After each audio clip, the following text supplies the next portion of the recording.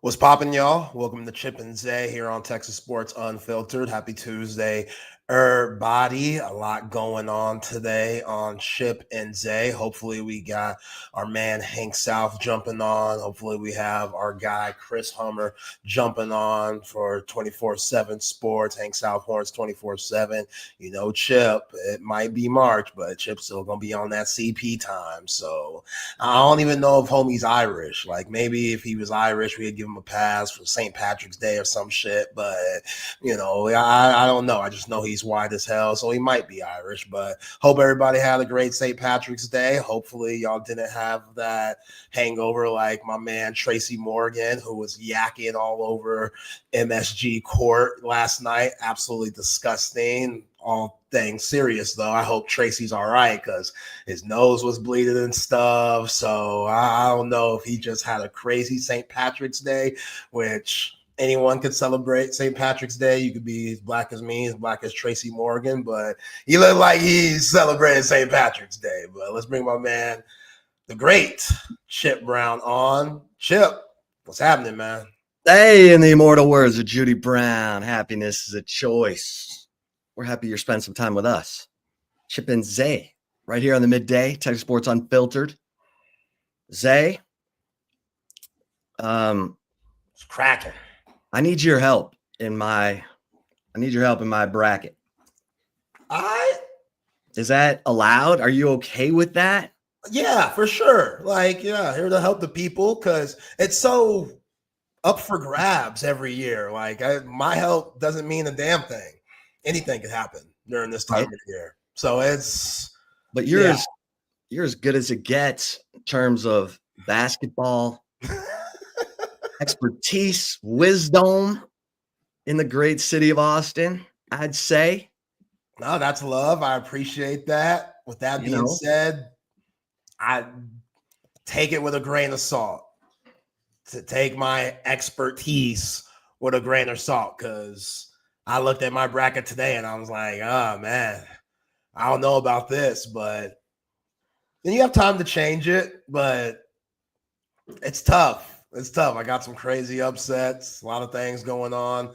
That's what makes the madness fun. But by the way, I was letting the folks know, are you Irish? Where's the Brown family? Where does that originate? Yeah, it's Scottish. Okay. English. Yeah. I knew you were just white as hell, so I'm nervous around that. White as hell. No doubt. Okay. Yeah. Have a good St. Patty's Day. Celebrate. You know, I didn't celebrate it at all. I feel you. Did you? No, absolutely not. Yeah. I think my wife's Irish or Scottish or something, a little bit. Like a little bit. I don't know. A little bit? Yeah. Like we've had cabbage and what's the meat that they eat over there that's really popular? Shepherd's pie? No, it's some type of beef. It's all right. It's not bad. You know, I had to put some hot sauce on that thing, but I put hot sauce on everything, so that's not really a good example there. But I had it with her grandmother. She made it, and it seemed like it came from their homeland. So I don't know, but I feel like a lot of folks that are jumping on with us here from 2 to 4, they might have been like my man Tracy Morgan, who was vomiting, sitting front row at Madison Square Garden at the Knicks game last night, where he had to be Willis Reed wheelchaired out of that thing. What? So close. Yes, Tracy Morgan. You know Tracy Morgan. Oh, yeah. Used to do SNL, legendary comedian. Used to be on Martin, played multiple roles in Hollywood. Yeah, 30 Rock. Morgan. Yeah, 30 Rock, underrated show. Yeah, but yeah, Tracy just let it all hang out yesterday. And it all got caught on camera? Oh, yeah. I mean, there's pictures. No one has camera of it, but that's it. Corned beef hash. There we go. Steven. Appreciate that. Corned beef hash. Yeah. I didn't have any yesterday, but Had it before, not bad. Not too shabby. Man, yeah, the food, not great over there in Britain. I mean, it's all right. I mean, shepherd's pie. I like fish and chips. I'm good. There we go. Little fish and chips, little vinegar, whatever Yeah, that hits. Yeah, give me some tartar sauce to those fish and chips. Right. Yeah, Right. that slams.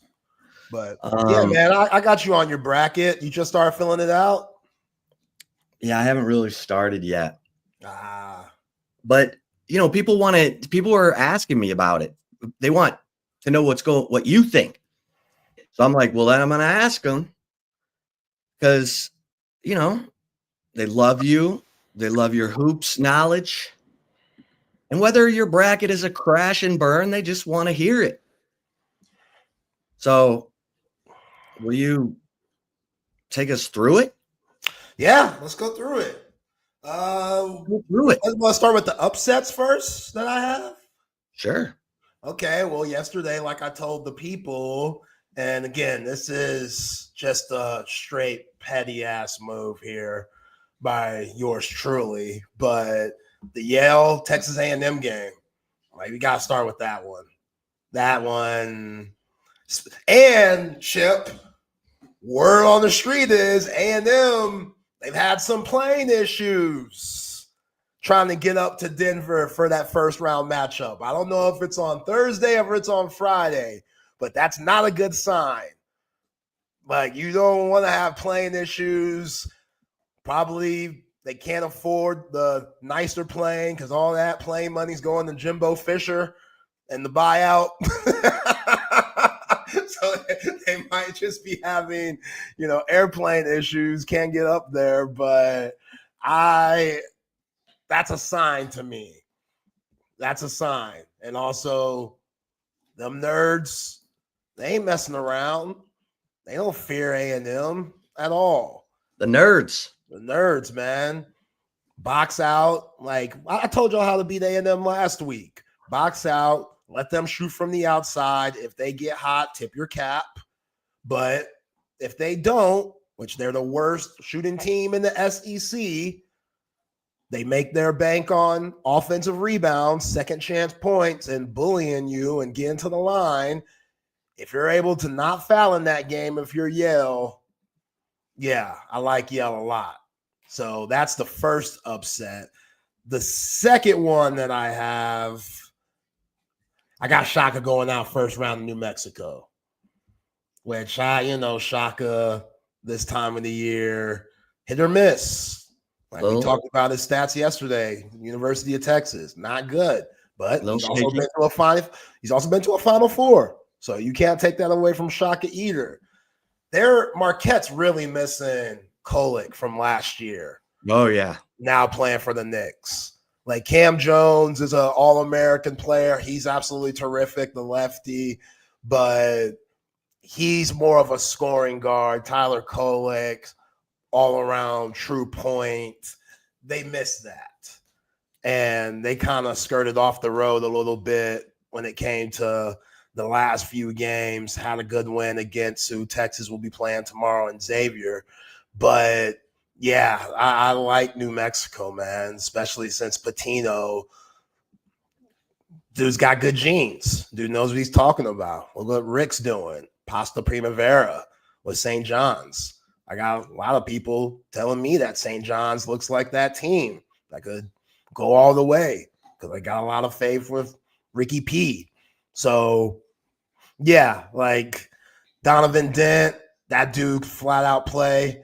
As to what my man Steven's saying here, like that's a very interesting matchup for Marquette.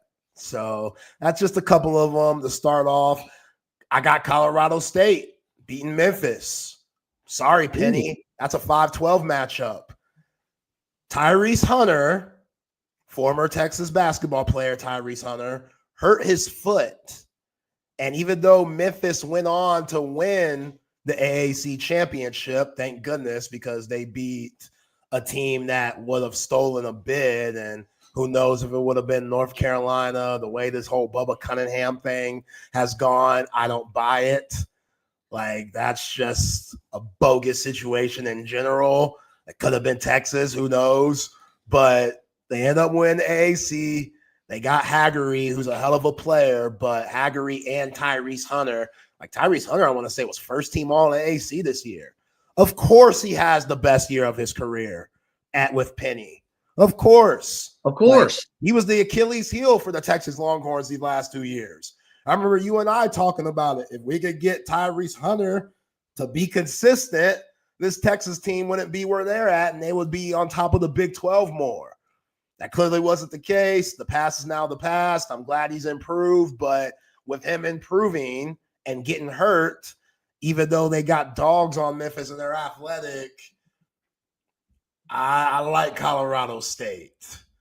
Like, we saw Colorado State last year in the tournament when they played the Horns. They got a couple of players that are still from that team, and Nick Clifford, who's gotten so much better than what he was last year, the 6'6" wing, averaging 18 a game, almost 10 rebounds a game, averaging almost 5 assists. That dude is an all-around player that's going to get some NBA looks. Like, they're going to check him out and be like, if you fit in the right place, then continue to get better. You got a shot here. So, yeah, I there's upsets all over the place. You never know what's going to hit. You know, Drake, Missouri. I got Missouri losing in that game. It's a lot. I got too many upsets, to be honest. I do. Well, like in Texas's bracket, the Midwest, like, who do you got? Gonzaga, Georgia. I got the Zags, man. And that's just a coaching situation to me. I mean, Mark Few this time of the year, they still got all that, Gonzaga DNA. Okay, what about Clemson McNeese? Because if the Clemson coach leaves, Will Wade would want to go to Clemson, which I think is interesting. Yep. And I got McNeese in that one. Really? Oh, yeah. And plus, they got that really cool manager.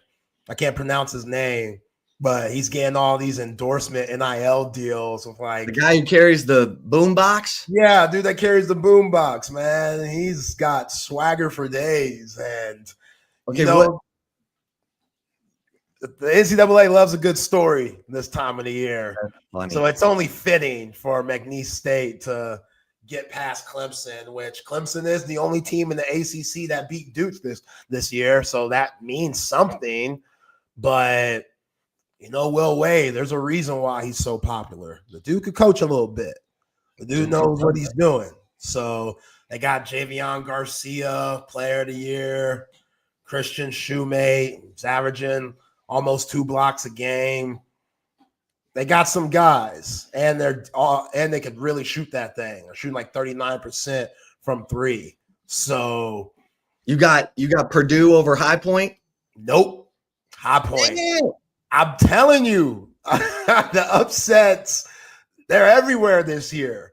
With the transfer portal and guys being there for 5 years now due to COVID and however the hell guys get eligible for an extra year nowadays, you're planning to get some grown men. Like Texas planning to get Zach Freemantle. Zach Fremantle's like 25 years old.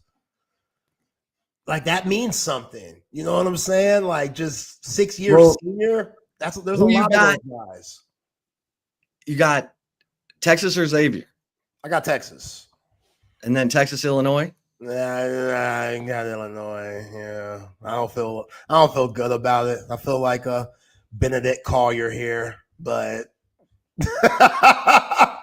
just straight backstabber, because I want the Horns to win, but that's a tough matchup against Illinois. It really is. And who knows where the Horns' legs are. Like, I'm still a little concerned about Trayvon Mark's injury. Like, he went out in that Tennessee game for a little bit, and he's been dealing with that back issue. missed a couple of games late this year. I hope that doesn't reign its ugly head. And plus, I told you yesterday about that bootleg ass knockoff, great value version of Luka, Kasparis Yakachunas. That dude could ball. Bless you. Thank you. That dude could ball. So, yeah. Who you got High Point versus McNeese? I do. So who do you got winning that game? I got High Point. Wow. Yeah, I got High Point. Yo, man, those guys could shoot it. Like, really? Yes. They are a really good 3-point shooting team. They've been really good with their 2-point shots. They got like the longest win streak in NCAA, 14 games. Something about High Point, man. Yeah. All right. I can for sure be wrong. We'll come back to this. Everybody, that's what we call a radio tease. We got our man Hank South for his Tuesday visit. He is on the move. He's making things happen. Hey, how you doing? I'm doing good. How are y'all? Hey, we're doing good. We were just talking about Zay's bracket. Have you filled out a bracket, Hank? Sorry, kind of cut out there. Can y'all hear me okay? Is everything good? Yeah. Here. Have you starts chopping up? I'll try to move. Have you filled out a bracket? Yeah, no, I printed out a bracket for me and my wife this morning. Here, it's cutting out. Hold on. I'm going to walk around so you guys can hear me. Let's see if I can get some better service. Sorry. Oh, you're good. Let's see. Hank, where you at, baby? Is that any better? We're at Waterloo in South Austin. Oh, nice. That's a pretty good place. Are you on your way to lunch? No, I finished lunch. I went to lunch with my parents. Okay. We don't want to. I have not filled out a bracket. Have not filled out a bracket yet. Going to before tonight. So you got a team you like to win it all? I think Florida's really, really good. They're big, they're athletic, they've got good guards. I'm not like a basketball scout or anything, but they seem like them or Duke if Cooper Flagg is healthy, I think would be my picks. Yeah. Well, we're closing in on spring football 1 week from today. It's also pro day a week from today. Zay and I were talking the other day about the positions with the most to prove coming into spring ball. Yeah. What do you think? I think defensive line, obviously there's not – Alex January is the only guy coming back that really has experience, a good bit of experience. So, seeing how those new guys acclimate, how they run, or how they're adjusting to the program, how they're taking things up. I think, that's a spot that's going to have eyes on it. Travis Shaw, Cole Brevard. You would think, with all the experience they bring, it'd be a pretty seamless transition. But obviously you want to see them. I think they'll be under a little bit of a microscope. Wide receiver. You're losing Isaiah Bond, Matthew Golden, Silas Bolden, a lot of guys. How you have Wingo, you have DeAndre Moore back, but after that, there's really nobody that's had extensive playing time. So I'll be interested to see that, especially as you're breaking in a new quarterback with Arch taking over. So wide receiver, defensive line. Offensive line, obviously, it's going to be a new look offensive line. There's a lot of guys that have played a bunch of snaps, but, across the front, it's still, you're replacing a lot of production, between Jake Majors, Hayden Connor, Kelvin Banks, Cam Williams. That's a new look offensive line, regardless of, guys that have already played before. So, how that meshes, how they can find the right 5 guys they want there. So those are a few of the spots. Running back, I think, will be interesting. How much are we going to see of CJ Baxter this spring, if any? As he comes back, is Wisner, RB1. So, I think those are some areas to look at. Yeah, Hank, last year it was Colin Simmons that stood out the most as a freshman. You could sprinkle Ryan Wingo in there a little bit. Come to find out, Ryan Wingo had to get his eyes done, which makes a lot of sense because I saw moments where he struggled this past year, and I was wondering what the hell was going on. But with the freshmen that are coming in for this 2025 class, which one could you see having maybe close to a Colin Simmons, Ryan Wingo type of impact for this 2025 Horns team? Yeah, I mean, there's several. I'm really high, and there's no secret everyone's high on him. Jonah Williams. The only question I have there is, how much is baseball gonna, keep him from being able to really contribute early? I don't. I think he's good enough to, come in the summer and probably pick it all up pretty quick. I think Justice Terry's really exciting. He's obviously been in the program for a minute. There's going to be opportunities for guys to kind of step up and be in that rotation on defensive line. I think he's just freak player, big, long, strong. So I think he could maybe be one of those freshmen. I keep hearing really good things about Bo Barnes, the linebacker from Skyline. I think he's a kid that could maybe like figure his way in. Maybe we saw Ty Anthony Smith really contribute here and there throughout his freshman season. Maybe we could see a Bo Barnes similar kind of progression there. I think one of these receivers is going to have to step up and and contribute. Whether that's I think you can make a case for all of them. I think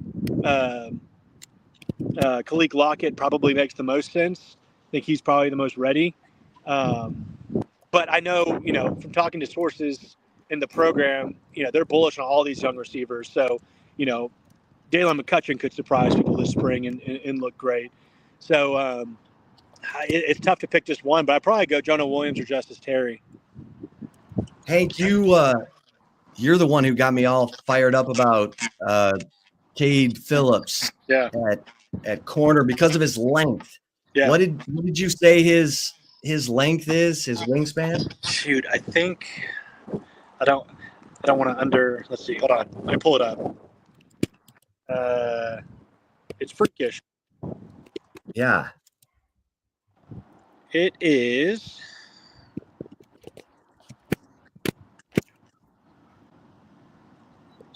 did I say 37 maybe? Oh, 37-inch arms?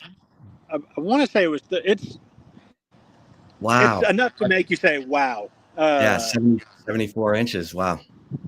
Yeah, he is crazy long. So, yeah, he could be another one. Obviously there's spots open, opposite of Manny Muhammad. Is he going to factor in that equation? I mean, asking a true freshman to step in and play cornerback in the SEC is a big ask. But we've seen it done before. Alabama, Patrick Surtain, the second, was a stud as a true freshman for Alabama. So, Derek Stingley. Derek Stingley, yeah. How can I forget about that? So, yeah, and all these guys, I mean, what, three kids in the 2025 class did not enroll early. All these guys are on campus. Like, the only guys that didn't enroll earlier, Nick Townsend and the Coleman brothers. So, I mean, they're all getting kind of a freshman year in the spring. So I'll be curious to see how they all look as practices start up. Yeah, Hank, just staying with the corners a little bit because Manny Muhammad, he has his job. Yeah. On that other side, it's going to be very difficult to replace what the Thorpe Award winner and John A. Barron brought to the table. Yeah. Where do you think Texas is going to go with that? Because they have a lot of versatile guys. I mean, you think about Jelani McDonald and how much more nickel star position that he played towards the end of the year. People forget about Jalen Gilbo coming back. I expect Jalen Gilbo to have a huge breakout contract year. But on that other side, opposite of Manny Muhammad, who do you think, because we bring up Cade Phillips, but who do you think could consider his way in there of being that reliable guy for Pete Kwiatkowski? Yeah, I'm still really bullish on Kobe Black. We saw flashes from him last year. He's obviously, great size. I think like 6'2", just a really big kid. We saw him kind of come into his own against Vanderbilt. Played in, some big minutes there at the end. That's another thing, as we look into the spring portal window, is that somewhere where they, does Texas want to do kind of a Javion Cole situation like they did last year? Obviously, Cole didn't work out. He never really factored into the equation much. They had a lot of talent, but that's the guy they went in the spring and added from San Jose State to bring in and to have in that room. So, I still really like Kobe Black. I'm curious to see how Cade Phillips factors into it. Obviously you got Gilbo, a few other guys that could, that could contribute. In terms of the other freshmen, Grayson Littleton, Caleb Chester. I don't think those guys are probably year one guys, but you got a little bit of depth there. But yeah, I really like Kobe Black. I think he could be in for. I don't know if he's getting talked about enough. Yeah. Kobe Black, 6'2". He's got some length, made some plays last year. Got to have it. That's a crowded, competitive position group, Hank. Yeah. That might be the most crowded, actually. Yeah. 100%. It'll be, and obviously they have Mark Orfe coaching, like they got new position coaches, so it'll be fun to see that room as well in the spring. A lot of talent. How does it all come together? Well, what's your take on Texas basketball? Yeah, I'm shocked they got in. Well, not shocked, surprised. I think everyone was a little, when they saw them pop up, it was wow. But 7 quad 1 wins. Winning against Texas A&M was huge, obviously. But I'll be curious to see. You look at Texas and Xavier. They're like very even teams in terms of statistically, like offense and defense. They rank almost. They're very similar. But someone made a good point. After Ryan Conwell, that's his name, right? Conwell, the guard. Yeah. And Fremantle, like they don't have a ton of like guys that can score. So I mean, it's absolutely a game Texas can win. And obviously we saw them. They were kind of a new look team in Nashville with Jamon Mark taking over at point and Kendall Weaver getting healthy. I mean, they lost to Tennessee, but I mean, that was a very competitive game. They were shooting 55% from the field in the first half against Tennessee. They were in that game for most of it. Tennessee's obviously a national championship contender. So, I mean, Texas can play with anybody. I think fatigue caught up with them in Nashville. So, now they have a few days to rest and, get their legs back. I mean, I don't want to like start being, a little homerish, but this side of the bracket, it looks kind of nice for Texas, if they can get past Xavier. So we'll see. I still, trying to be level-headed about it. I picked them to get past Xavier and then lose to Illinois, but, it's a manageable bracket, So, can they keep that intensity up? Can, Caden Shedrick looked great in Nashville. Can Trey Johnson kind of, get back consistent? He was playing great for a minute, then he kind of goes cold for a little bit. But, Tremont Mark kind of being the court general there, I feel like has changed this team completely. So I'll be curious to see how this goes. All right, Hank, we're a week out from today. Next Tuesday, Aaliyah Chavez is going to let everyone know where she'll be committing to and where she'll be signing to play her college basketball. How are you feeling about her deciding Texas at this point with a week out? Yeah, I still feel good. I think Texas is going to get her. It's funny. I called her dad yesterday just to see if what they're hearing, what was kind of like the latest. He answered, and I think they're very fed up with recruiting questions and recruiting interviews. I don't think he was very excited to talk recruiting, but he did. He gave me some nice answers. He was like, he said the decision is going to be all about the fit. And obviously, I asked him, what he thought about Texas being a 1 seed and the run they made this year. And he said that, obviously it's great for Texas, but, that's not a huge factor in the decision, like how successful the team is now or not.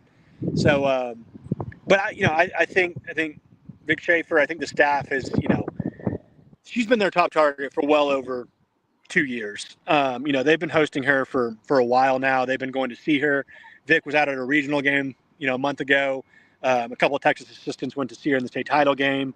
They're going all in for her. I think Texas has done, the best job in this recruitment. And I just think they've done enough to get it over the finish line. So, I think Texas Tech, Oklahoma are kind of the other two that are in there the most. But like I mentioned, I feel like if she was going to commit to Texas Tech, she would have already done it.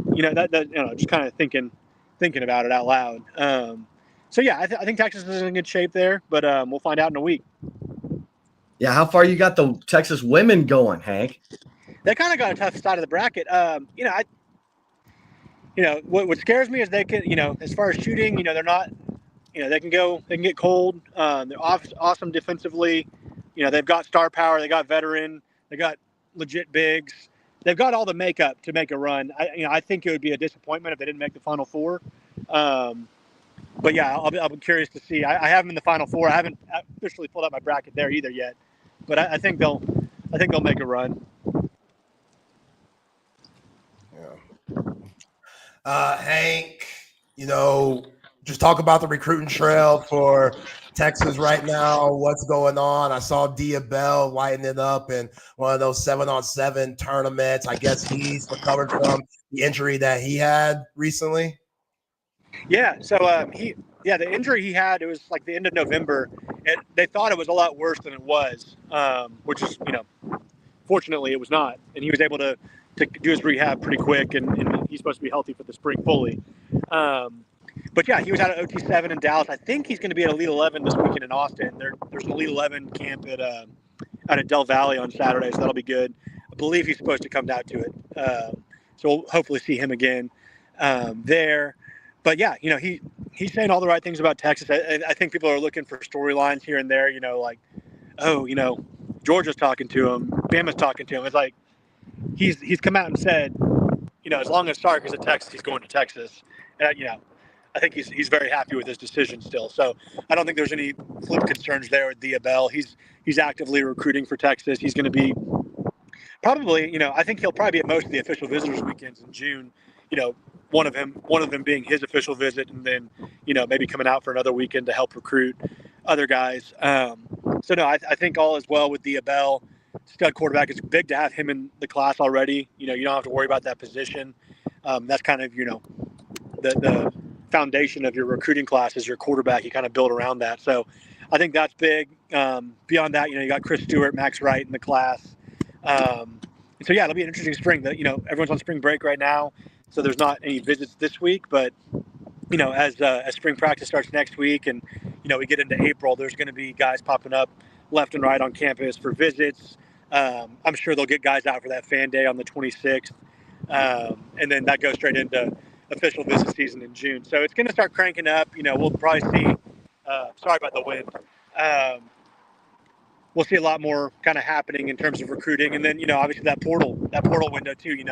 Does Texas make any runs at some other guys, whether it be wide receiver, running back, cornerback, offensive line?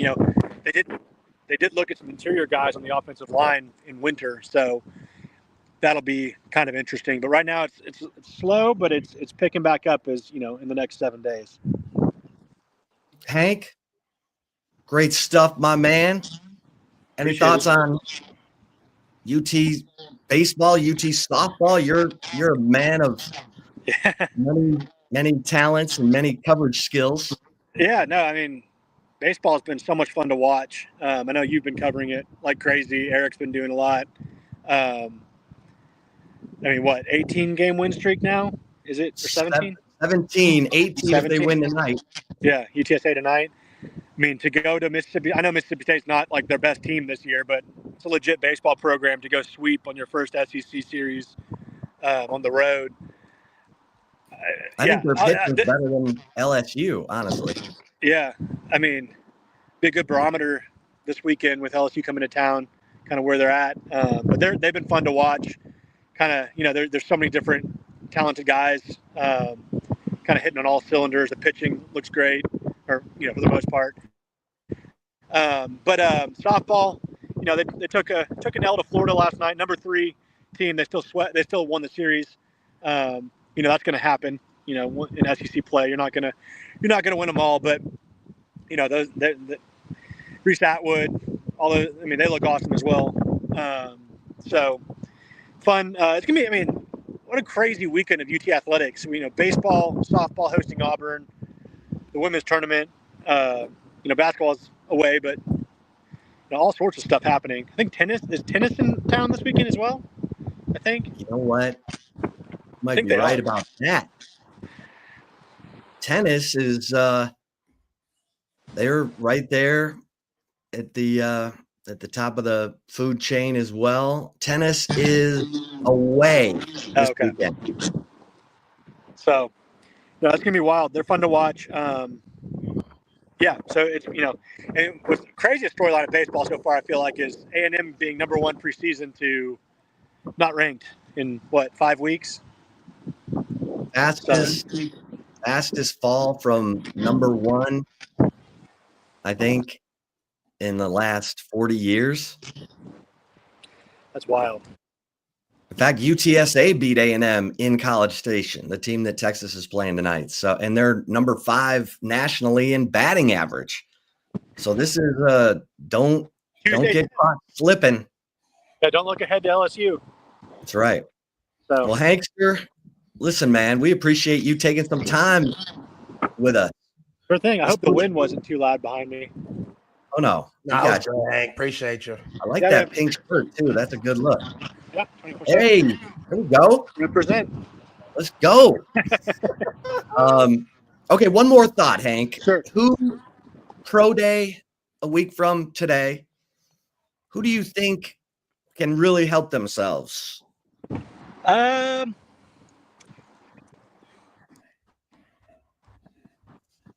think Quinn can help himself. I mean, I think he had a great combine, but assuming I think he can have a good day. I think Isaiah Bond coming out and maybe running lower in the 4.3s could really help him.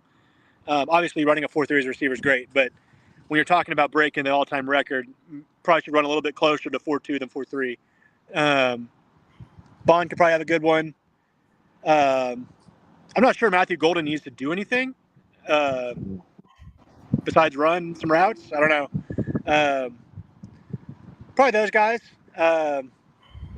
Who else? Makuba. I feel like who helped themselves the most last year? Oh, you know what? Gunnar Helm. That's a guy I would say. I think, now that he's back from, spraining his ankle on the first go on his 40, can he get maybe closer to a, 4.6, 4.7, well, probably like 4.7-ish. That could probably really help his stock as well. Yeah. Yeah, I'm pulling for Silas Bolden. I want to see. Yeah, that's a good one. I want to see what he runs, and could he make a team as a special teamer, I would imagine it's going to be a very packed. Like last year, I think we saw four NFL head coaches were there. I would imagine there's going to be more this year with all the guys. So, be interesting. Well, Hankster, you're the man. Let's do it again next week. Sounds good. Thanks, guys. Appreciate you, Hank. Hank South, Horns 24/7, managing editor, does it all. Good conversation. I mean, listen, it is going to be crazy. It's going to be flat out bonkers from Wednesday night when the Texas men tonight, you got baseball tonight. You got Texas playing game tomorrow night. You got Thursday, maybe not much.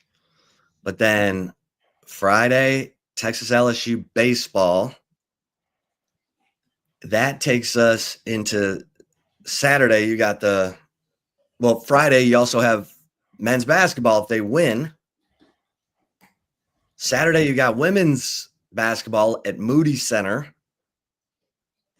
Sunday, baseball. Monday, women's hoops if they win. Tuesday, pro day, and the beginning of spring football. You kidding me? That's what I'm talking about. Here we are, man. It is mid-March. By the way, we're a month away from your tax deadline. Yeah. I just thought of that today. I was like, man, I've been so busy. I got to get going on that. So, Yeah. Oh, yeah, I feel you. Quick question here. So last year, Quinn Ewers threw on Pro Day, even though he wasn't coming out for the draft. Yeah, you had Mark McDaniel sitting there watching every throw. Yeah. Will Arch Manning be throwing next Tuesday? I bet it'll be Quinn. Every throw from Quinn.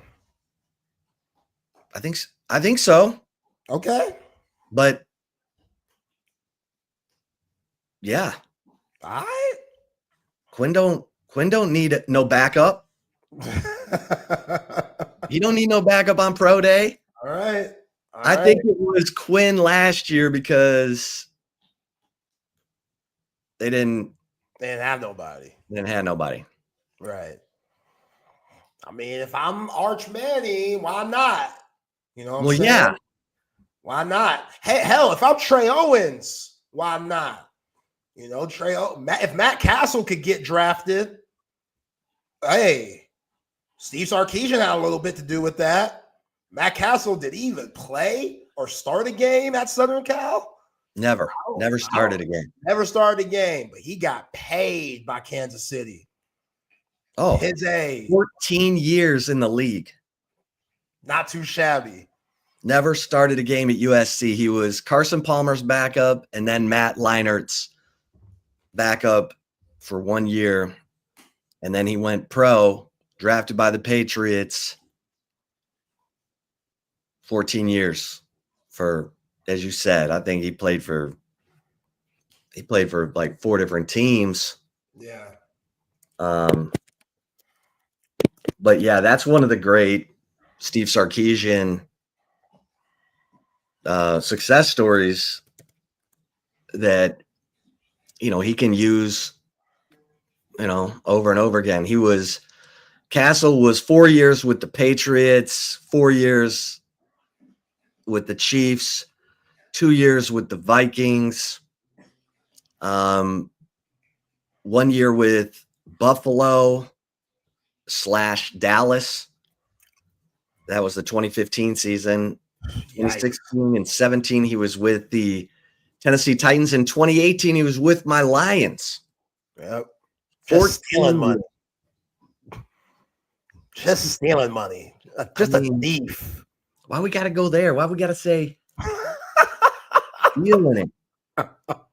No, he earned it. I'll give him that. I'm just being a little harsh right now. But yeah, if Quinn was like, that's enough for me today, and the boys still want to run routes, like guys like Silas Bolden, Isaiah Bond and them, Trey Owens, Arch Manning, get on out there.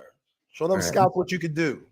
Let's bring in Chris Hummer, national college football guru, transfer portal expert, all-around great guy, and good golfer. By the way, Matt Castle, who never started a game at USC, played 14 years in the NFL, made $65 million just off of his NFL contracts. Stealing money. That's like chip money right there, Zay. What is wrong with you? We're in journalism, Hummer. We're looking around in the couch cushions for extra cash. Hummer, how you doing, man? You look good. You look refreshed. Thanks, man. Thanks. I'm refreshed. It's March. Not a lot going on in college football. It's college basketball time. Just trying to vibe. Let's start there. Have you filled out a bracket? Nah, I gotta wait to see how deep Texas will make it before I can fill out my bracket. Okay, that's interesting. I'm just kidding. I would be surprised. I just want to see the play-in games finish before I create my bracket. But yeah, I don't know. I think I probably have Houston. I'm leaning Houston or Florida from a national champion. I don't know about y'all. I like it. Yeah, really out on a limb there with those two. I know. So, well, that'd be something if Kelvin Sampson could get it done this year. Everyone thought he would do it with Jamal Shedd, and maybe it's like the Tennessee Volunteers the year after Peyton Manning leaves, they win it all. That'd be incredible. I mean, I just watched a documentary on Peyton Manning's final season at Tennessee on ESPN. It was interesting. I did not realize the Peyton Manning mania that was at Tennessee, and then they went and go win a natty without him. So I think Charles Woodson deserved that Heisman.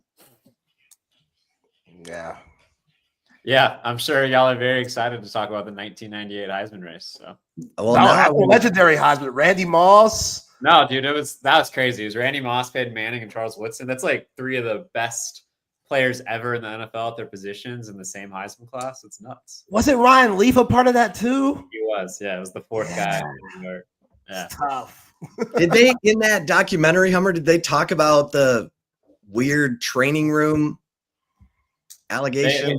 They did not go into the training room incident with Peyton Manning. Yikes. I forgot about that. No. Okay. Yeah. That got kind of swept. Yeah. I mean, Peyton's a bigwig now at ESPN. They're not going to be talking about that. That was you just mentioned it was an ESPN documentary. So yeah, we'll move on from that. I don't think Omaha would allow much of that conversation piece. Right. But you recommend it. Good doc. That was good. I mean, it was kind of interesting. It didn't have any new interviews. It was all done with like archival footage, which sounds weird, but it really was a blast from the past of just like college football from the 90s, like the sound and the feel. It was very interesting. It came out a couple of years ago, but I was just watching it in my spare time. I would recommend it. It was really good. It was only like 80 minutes too, so it's an easy watch. What was it called? Oh man, I don't know. It was something about the 1998 Heisman race. It was a 30 under 30 or 30 for 30. I like that. Okay. All right, Hummer. So I gotta ask you about this Bill Belichick things because Chip thinks it's gonna go straight to the gutter. I have a little bit of faith in Bill. I think Homegirl has changed him a little bit. She's getting them more, she's getting him more just immune to his youthful side, if you will. But her being on the emails and stuff, that's a little odd. He's going old school with the no names on the front or the back of the practice jerseys, and he did decline Hard Knocks and stuff. What's his staff like? Like, who's his assistants? How I saw he had a flip from A&M the other day, now going to North Carolina, a 4-star player. So at this point, we're at March 18th. How do you think this early tenure of Bill Belichick in North Carolina, with all the distractions going on, how do you think it's going? I think his staff, let's start there, is basically just like he moved his group of family members and friends from New England, and they now reside in Chapel Hill, North Carolina, right? Like Freddie Kitchens is his offensive coordinator. His defensive coordinator is Steve Belichick. His offensive QB assistant is Matt Lombardi. Like Will Friend is his offensive assistant on the offensive line. Bob Diaco on defensive line. Like these are very familiar names. Safeties coach is Brian Belichick, his other son. Armand Hawkins, who played for him in New England, is his cornerbacks coach. Like this is Bill Belichick, right? Like this is what he does. He hires familiar people to him, people who know his system, people who don't question his system, and he goes out and tries to win.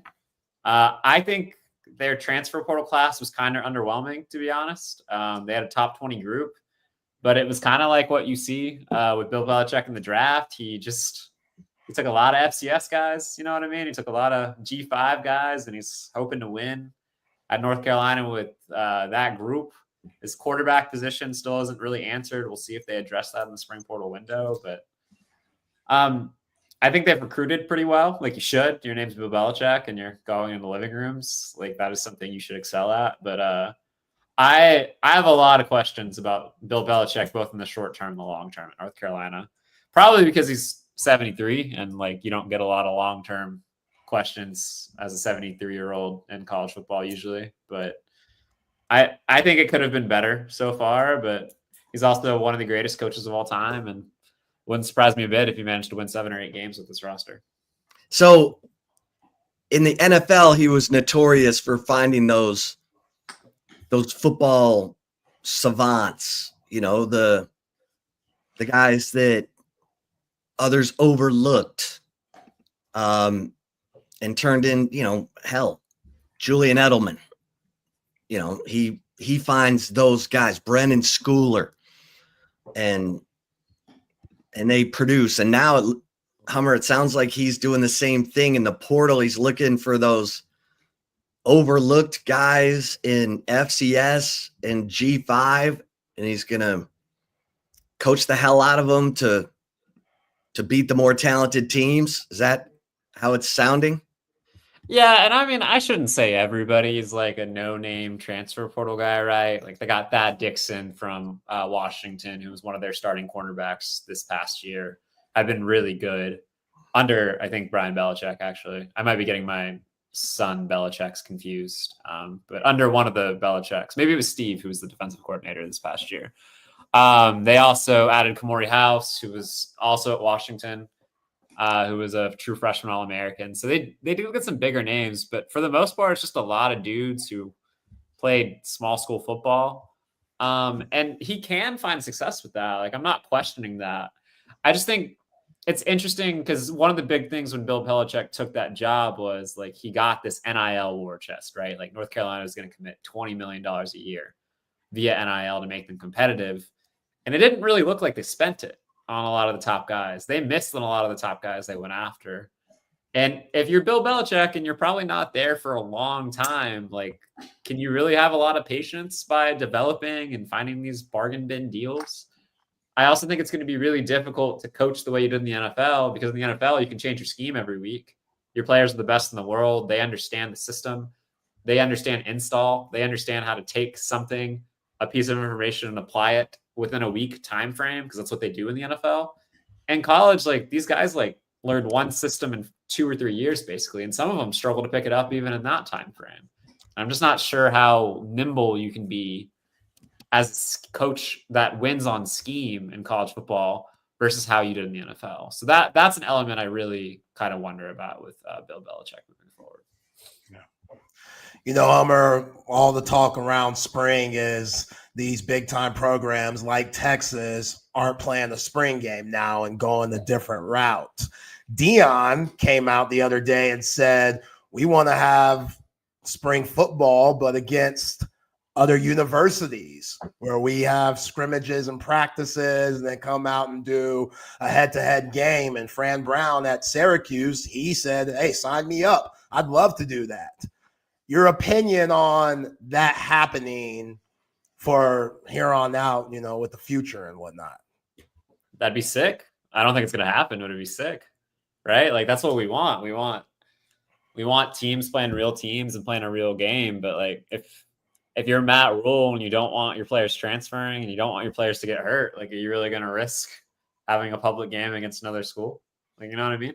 Mm-hmm. But I think it would be better for the sport if they went that direction. I think it would be just like you see in the NFL, where they hold essentially like training camp scrimmages against other teams. I think that could be a really beneficial thing. Like, there's no reason why like Texas and UTSA can't play a game that draws like 30,000 fans in the spring as a practice thing, make a little money for both schools, get competitive reps in. But it's just going to be on college coaches who tend to be very secretive and college coaches who tend to want to keep things very close to the chest as to how willing they would be to do that. But frankly, I think Fran Brown is a genius, because what would bring great attention to your program being associated with anything Deion Sanders. I just don't know if every other college coach is going to be that willing. Yeah, that would be outside the box thinking. They used to do like Texas and Texas State, I want to say, used to do like 11 on 11 in summer practice, and then I think they got into a brawl at one of those. Yeah, I can see that happening. I don't think that's happened again since, but that's how it goes. It's a risky proposition, especially if you're a smaller school in this era, to scrimmage against a bigger school, because I can think of more than one instance of a team I can think of more than one instance of teams that were in. How do I say this? I can think of a couple of instances where a big name program that played a smaller program in the same state, where the coaches came off the field and saw the bigger name program talking to players on the other team, telling them to go in the portal. And it happens more than you would think during the season. And if you do it in the spring and they might have a position of need on your roster, like it's not a hard communication to have on the field after. So I would imagine it's a pretty big balance for these schools. Yeah, good point. Hummer, I'm sure you saw that video game picture league for the new college football coming out next week. Now we're hearing that they're upping the pay from last year, where majority of the guys got around $600. Now they'll be making around $1,500. How do you feel about that from EA giving these guys just a little bit of bump for being on the game? I mean, good for the players, man. Like, get paid. Like, EA Sports, I think they said this was one of their best-selling sports video games of like the last decade. So, like, pay the players who are a big part in making it as successful as it is. As a person that plays the game quite a bit, like, I hope they fix a lot of stuff with it, along with the salary bump for players, like, because there's a lot of stuff wrong with online Dynasty and Dynasty in general. But it's been really fun. And break that down, Hummer. Break down what you would fix. Oh, dude, so much stuff. The recruiting element has so many bugs in it. It's not even funny. If you go and hard sell somebody, it like basically locks you out of the recruitment. You need to be able to do custom schedules. You need to be able to have like statistics readily available for the seasons. You need to see a history of your dynasty. Like, if you go through, you can't see what your record was from year to year and who won awards. The recruiting needs to be overhauled. The mechanics of the game are pretty solid, but like, it's very frustrating to run against certain defenses like mid blitz, which is broken. I can go on for a while if y'all like, but yeah, come see me on the sticks, guys. I'm pretty solid. Yeah, you seem like for real, Hummer, man. Hummer, student athletes are going to be allowed to negotiate NIL before they enroll. It seems kind of weird that this wasn't happening before. Your thoughts on this, and is there anything that is going to be sort of a fallout, good or bad? Better for the players, obviously. Yeah, I think it's better for the players. It's also better for the schools in a lot of ways, because that communication is there and you don't have to do quite as much under the table. But like, I mean, I think the obvious like problem with it is what you're going to do is you're going to get one offer and then you're going to play them up. Yeah. And like, that's what's going to happen. And it's going to be hard for teams to keep a secret, and agents are already super prevalent in the sport. Like, that has shifted considerably over the last 24 months. Like, almost every player has an agent now.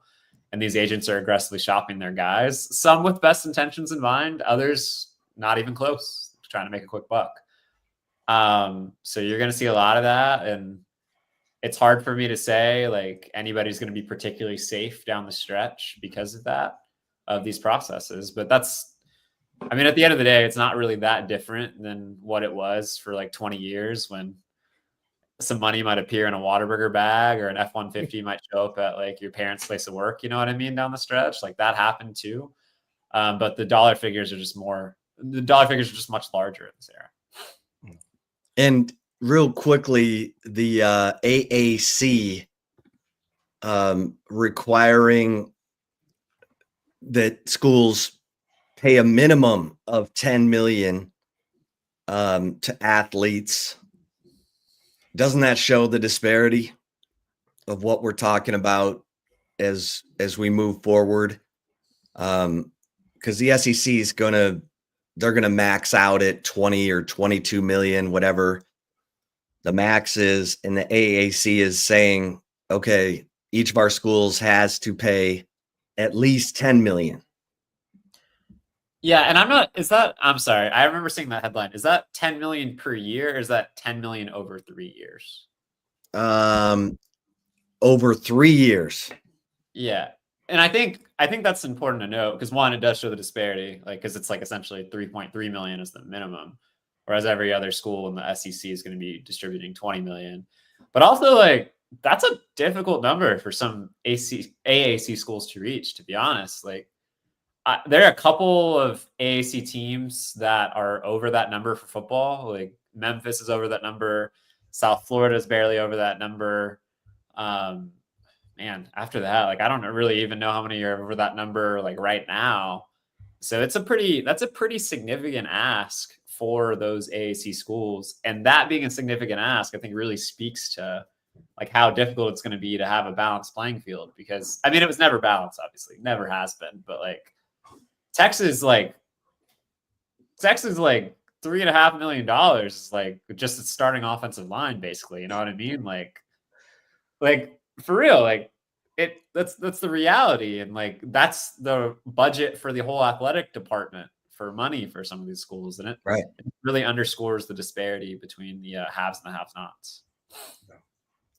Hummer, we all know the SEC has always been a football conference, but when you look at these other sports like basketball, who has 14 teams playing in the NCAA tournament, women's basketball has 10, baseball, it seems like everyone SEC is ranked, and women's softball is doing well. I'm not even mentioning the other sports. Is it safe to say, or are you surprised how much the ACC dominates all of college sports, like what they're doing now at every sport, not just football? No, not really. I think I'll be curious if that can be maintained in the rev share era when schools are essentially going to have to prioritize one sport over another. I think that's something really interesting to watch moving forward. Like if you're, I don't know, like if you're Tennessee, can you afford to be super competitive in basketball, football, and baseball? When you're having to split the money, $22 million has to go to everything and can't really split it that much. If you're South Carolina women's basketball, can you be competitive in that and football at the same time? So that's something to move forward.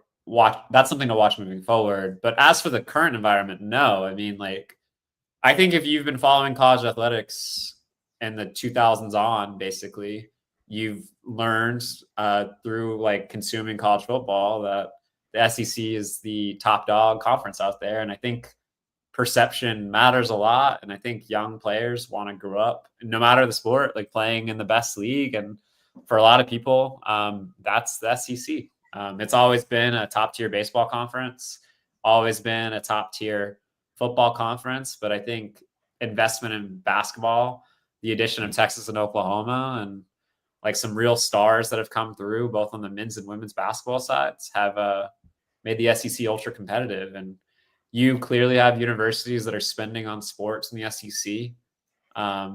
Sports are a priority for the schools in the Southeastern Conference. And it's not at all a surprise for me to see them having so much success in every sport. Because at the end of the day, like Tennessee has more money than Wake Forest or NC State. And that's going to trickle down to basketball too. Like at the end of the day, it's just the reality of it. Like you want to be a competitive athletic department in every sport you're in. And if you're not really good in the SEC, you're going to struggle. And these teams have had to invest to keep up. Hummer, do you have a feel for the what the NIL world is going to look like? The collectives, I guess. Once we get the House settlement ratified, which is expected to happen next month, like how much additional, like say Texas puts 13 of the 20 million toward football. How much additional NIL money can Texas spend on football, for example? Well, I think that just depends on how the NCAA clearinghouse, which I know we've talked about before, is going to end up working and how prohibitive it is in terms of true market value and what is determined to be an acceptable contract. As for like what happens to the collectives themselves, I think it's going to depend on the school. I know Texas Tech's already announced that the Matador Club will be disbanded moving forward, and that'll move in-house. Some schools will keep their collectives alive in order to fund that kind of extra cash payments on top. But I think what you're going to see long term is a lot of these entities folded into like the actual school itself, with the school distributing that money and using the collective as like essentially a second arm of the university pocketbook to pay these players. Because you're going to have to, as we know in college athletics, if you want to be successful, you have to find the edge. And the edge is going to be how much money you can raise and how much money you can pay out to your players beyond the rev share cap. So it'll just determine, like, it's going to be determined by like how aggressive schools are and how restrictive the clearinghouse will be in terms of fair market value. And the SEC has said we're going to be at 85 for football this fall. And, you know, the settlement has talked about 105 scholarships for football. What's your read on that? I mean, I don't think it's going to be at 85 long term, but I think this first year it was a way to transition without changing the rosters aggressively, and also putting teams in a position in their first year of rev share to have to shell out an additional money for 20 extra scholarships, right? Because 20 extra scholarships, I mean, off the top of my head, is probably like $1 million or $2 million a year for schools, and that's hard to do on top of the 20 million you have to come up with anyway. So I think this was a year of adjustment, and I wouldn't be surprised if that number crept up slowly over time, but it'll be interesting because I don't really know how tenable 105 scholarships would be anyway. Like, frankly, in terms of roster balance, roster makeup, keeping players on the roster, not going in the portal, that would be very difficult. So I think for this year, it made a lot of sense for the league to stay where it's at. But like, frankly, like a lot of schools are over 85 anyway, because a lot of these SEC schools are at 86, 87, 88, because they're paying full NIL scholarship value to these guys to essentially be walk-ons. So there are ways around that cap. Hummer, 61-year-old coach Rich Rodriguez, who will be starting his first year at West Virginia as the head man, has canceled TikTok for his players, which, again, I'm not a TikToker. My wife is, which I'm glad she is, because if she wasn't on TikTok as much, then she probably wouldn't have much time to bug me. But for him to do this,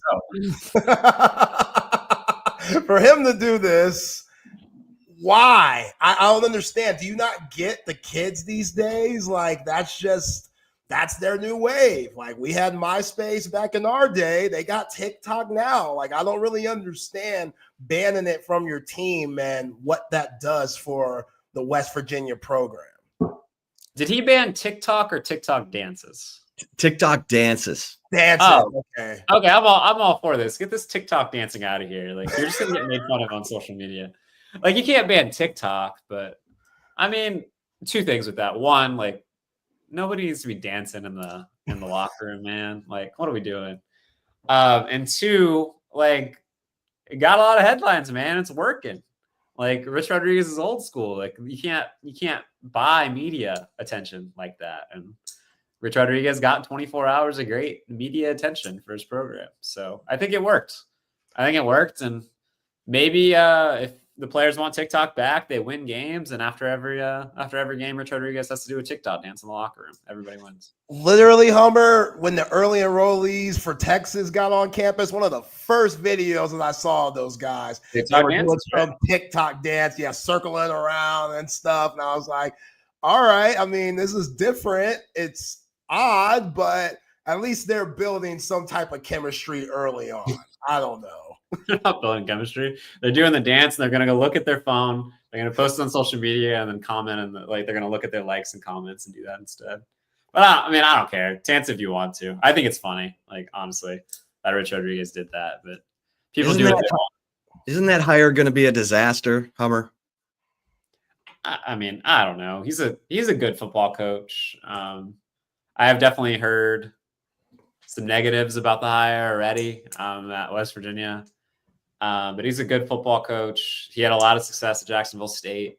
The Big 12 is a league you can win. Like, going into next year, like outside of Texas Tech, which I would peg as the favorite, like there's a lot of room between like 2-16 essentially. We saw that this year with Arizona State. Like they got picked to finish 15th in the league and came a beautiful Quinn Ewers pass away from making the college football playoff semifinals. So you never know. And I think he's a good enough football coach to help scale the gap. You just have to deal with Rich Rodriguez being Rich Rodriguez. And Rich Rodriguez has been Rich Rodriguez in college football for a very long time. Yeah. I've watched him absolutely crash and burn it at Michigan. Hummer, speaking of West Virginia, how about the West Virginia governor? Like getting on camera and accusing Bubba Cunningham of shenanigans in North Carolina making the NCAA basketball tournament over West Virginia. Did you see this? I did, yeah. I don't know. This is probably a reference I doubt very many people will get. It's pretty niche. Y'all ever listen to the Press Box pod? It's on the Ringer. It's about like the state. It's like about media. Brian Curtis, who's a Texas alumnus, does the podcast. And he does this thing where he's like, I don't remember what he calls it, but he's like easy target of the week. Like the one person in media that everybody can dunk on and it's okay. Like for a while, it was like Nico Harrison, right? Like you could say anything you wanted about Nico Harrison and it's totally safe because he is the worst general manager of all time. We all know that. But like you feel free to say that and you don't have to worry about anything. I feel like the NCAA is the easy target, right? Like you can say whatever you want about the NCAA and it is great PR for you. And that's what we got with the West Virginia governor. We got great PR for the man. That performative, whatever that was, like nobody's going to be mad at him for it. Like his constituents are going to be happy. They stood up for their guy. It's going to do absolutely nothing. But like he got performative PR, which is all that was. And it was objectively hilarious. But the NCAA is the easy target of the week. Like you can say anything you want about them. And I don't think anybody's going to push back on you.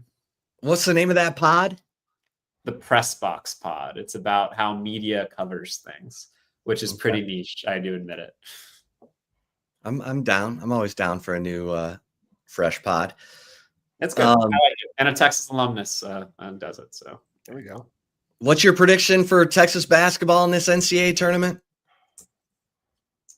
I don't think I'll say this. Like, I don't have any reason. I don't think any team in the first couple rounds that Texas can face like would necessarily scare me from a matchup perspective, but Texas has been pretty streaky all year. And I don't know. I'm not even confident they'll get past Xavier, but I'm going to say they make it to the round of 32. They win 2 games. In the round. Here we go. All right. Oh, that would make it real interesting. Yeah. Round of 32 and make the Rodney Terry conversation very interesting. So, I mean, if that happens, Chris Del Conte is in, it's going to be real awkward, real interesting.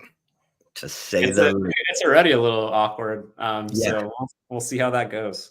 I think that's the most fascinating subplot of the tournament in my mind. Is we got 2 of those. We got Clemson, McNeese, because if Clemson's coach moves up and moves on, Will Wade would want his alma mater, Clemson. I mean, Will Wade wants Texas. I don't know that the interest is mutual. We'll find out soon enough. But yeah, Sean Miller and Rodney Terry, part 2. Oh boy. Hummer. Well, I'm sure whatever happens, Will Wade will have a hell of an offer in front of him. So yeah. And that was a reference to never mind. Oh, so it's LSU when he got caught on tape and he was like a hell of an offer to the kid. Yeah. Oh yeah. A strong ass offer. Strong ass offer. That's strong ass offer. That's on me. I tried to end it with a joke and it just didn't land. So, yeah. Well, it's interesting when you look at the ways that Bill Self handled that, because Bill Self was part of that. So was Bruce Pearl. So was Sean Miller. So was Will Wade. Will Wade was the one with the most like audio. The other ones. And the smallest resume of the group. Yeah. That helps. Anyway. Hummer, you watching UT baseball at all? I'm gonna try to go. I got some friends going out on Sunday. I might try to go stand in left field for a little bit. But yeah, they're pretty hot. Yeah, I enjoy UT baseball. Yeah.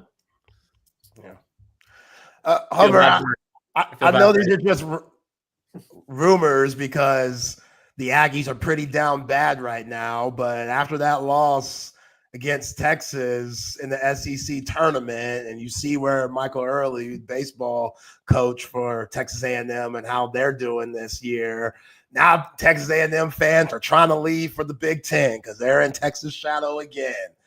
How do you feel about that? Like, it's just ridiculous at this point. You can't run forever. Oh, they're not going to the Big Ten. Like, let's be real. They're not going to the Big Ten, but Yeah, I mean, I honestly feel kind of bad for A&M with the baseball situation specifically. Like, the way Jim Schlossnagle handled that was not the best, obviously.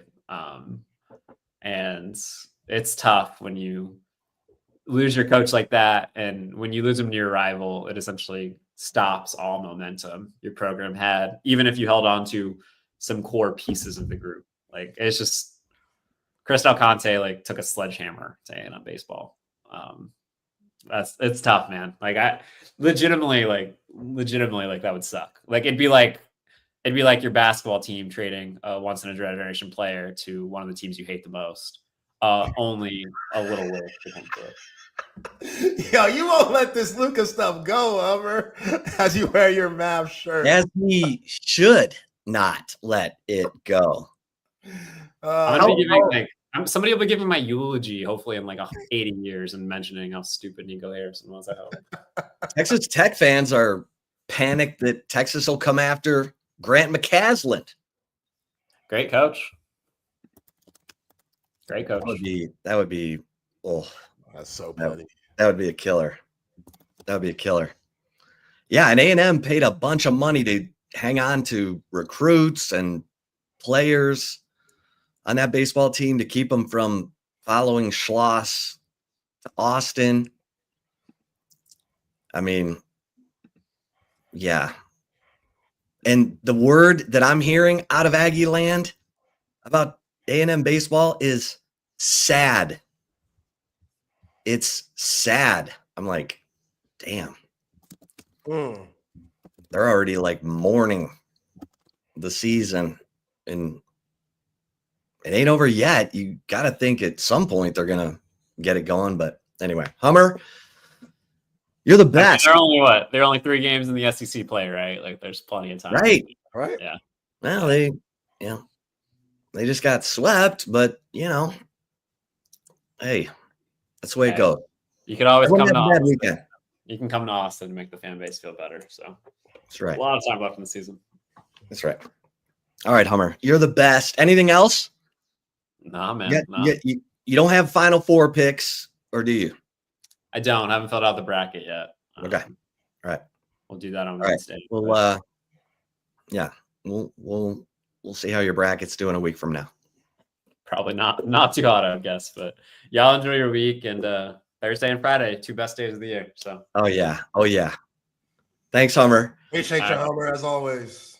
Oh yeah, the 2 best days of the year. John McClain will not be joining us this week because he's in Vegas for the first rounds of the NCAA tournament. Circa? Ooh, I don't know. I'm not sure where he's staying. Yo, Circa's the spot for the NCAA tournament. You kidding me? Yeah, why aren't we? Well, no, I couldn't. I got to cover baseball. And yeah, we got a lot going on here. We got a lot going on, but that would be a lot of fun. I've done it once. Oh, yeah? I've done it once. I went out for the first rounds of the NCAA tournament. It is awesome. Yeah. Awesome. Yeah, man. I'll be doing a show in front of the TV Thursday and Friday. So, hey, be ready, fellas. Everybody, ladies and gents. Yeah, be ready. That. All right, let's get a couple mentions, and then we'll get back into Zay's bracket. Hey, to my guys out there who are snoring, it's not just annoying to the person you're sleeping next to. It could be a sign of a real health risk. Remember, Pro Bowl defensive end Reggie White died of sleep apnea. If it goes untreated, and again, sleep apnea is a lack of oxygen that you're getting during sleep. You don't even know how bad it is. That's why you need to get into the Sleep Cycle Center. SleepCycleCenter.com to set up an appointment. But they have the best technology to evaluate exactly what's going on with you. They're going to, give you a sleep study that assesses exactly what's going on and what your treatment options are. It's important. Take it from me. I've had a sleep study done because I have sleep apnea. SleepCycleCenter.com. And here's the great thing. You tell them that Texas Sports Unfiltered sent you, they're going to give you $100 off your sleep study. So it's an incredible opportunity right now. Got locations at the Arboretum and in Lakeway. Go to SleepCycleCenter.com to set up an appointment and tell them TSU sent you $100 off your sleep study. SleepCycleCenter.com. And what a weekend it is for Cover 3, the ultimate place to check out your favorite teams. I mean, the food is going to bring you back every time. The food is amazing. The Chop House Burger, one of the best burgers in the state of Texas, according to Texas Monthly. Parmesan fries. I love the buffalo chicken sliders. I love the brick chicken and mac and cheese. Love the Sean Adams prime rib sandwich. Y'all go check out that Sean Adams prime rib sandwich and get in the comments and let me know what you think. But Cover 3 Anderson, Cover 3 Round Rock off of Old Settlers, and of course, Cover 2 at 183 in Lake Creek. Don't forget about brunch on the weekends, just the best spot. And of course, the ultimate spot to set up for the first rounds of the NCAA tournament. Cover 3. And don't forget to get into our bracket challenge. Just go to TS Unfiltered, our social media. You'll see the bracket challenge pinned right there. All you do is click on it and boom, you're in making your picks because you're playing for an opportunity to win a 65-inch Samsung 4K television, compliments of audio-visual consultations. Our guy, Tom McKay, who makes everything better. When you're ready for the big screen of your dreams, I mean, hopefully you win the bracket challenge and boom, you got a 65-inch Samsung 4K from audio-visual consultations. But listen, you're ready for that media room. You're ready for the works, the big screen, the surround sound, electronic shades, surveillance, new lighting. Tom and his crew bring everything to you. You don't need to be lugging around TVs around town, punching holes in your drywall. Just call 255-8678. That's 255-8678. Tom and his crew will bring everything to you. avconsultations.com. And Salt Traders Coastal Cooking. Listen, date night, treat him to the date night you both deserve at Salt Traders Coastal Cooking. This is the seafood restaurant of Jack Gilmore, who also gives you Jack Allen's Kitchen. It's the best seafood in Austin. Best selection of raw oysters. You're going for happy hour, 3:30 to 6:30. You're going to get $5 off the appetizer menu, which has the mussels, the crab cake, the New Orleans barbecue shrimp, the grilled oysters. It's melt in your mouth good. Two great locations in Austin. They're at Zilker, Rolling Wood and Mopac, right there, and up north in Round Rock off Old Settlers. All right, Zay. We'll do a little rapid fire as we finish off your analysis of the bracket. So, we were in that Midwest region. You've got Houston and Gonzaga. And you said you got High Point beating Purdue and then beating McNeese. So you've got Houston and a High Point? Yeah, I do, man. I got Houston winning that game. High Point, according to my bracket, their Cinderella run will come to an end in the Sweet 16, but it'll be a hell of a run. Also, High Point, they got this white dude that's gone viral because he has the meanest of the mugs when it comes to just, he's like that weird just like, let's go face after he does something crazy that's gone viral. I don't know exactly what his name is, but yeah, that's a cool picture to me. And they just shoot well, man. They shoot the skin off the ball. So teams like that in the tournament are always dangerous, where you could just spread out other teams that might not face your type of philosophy and just light you up from deep.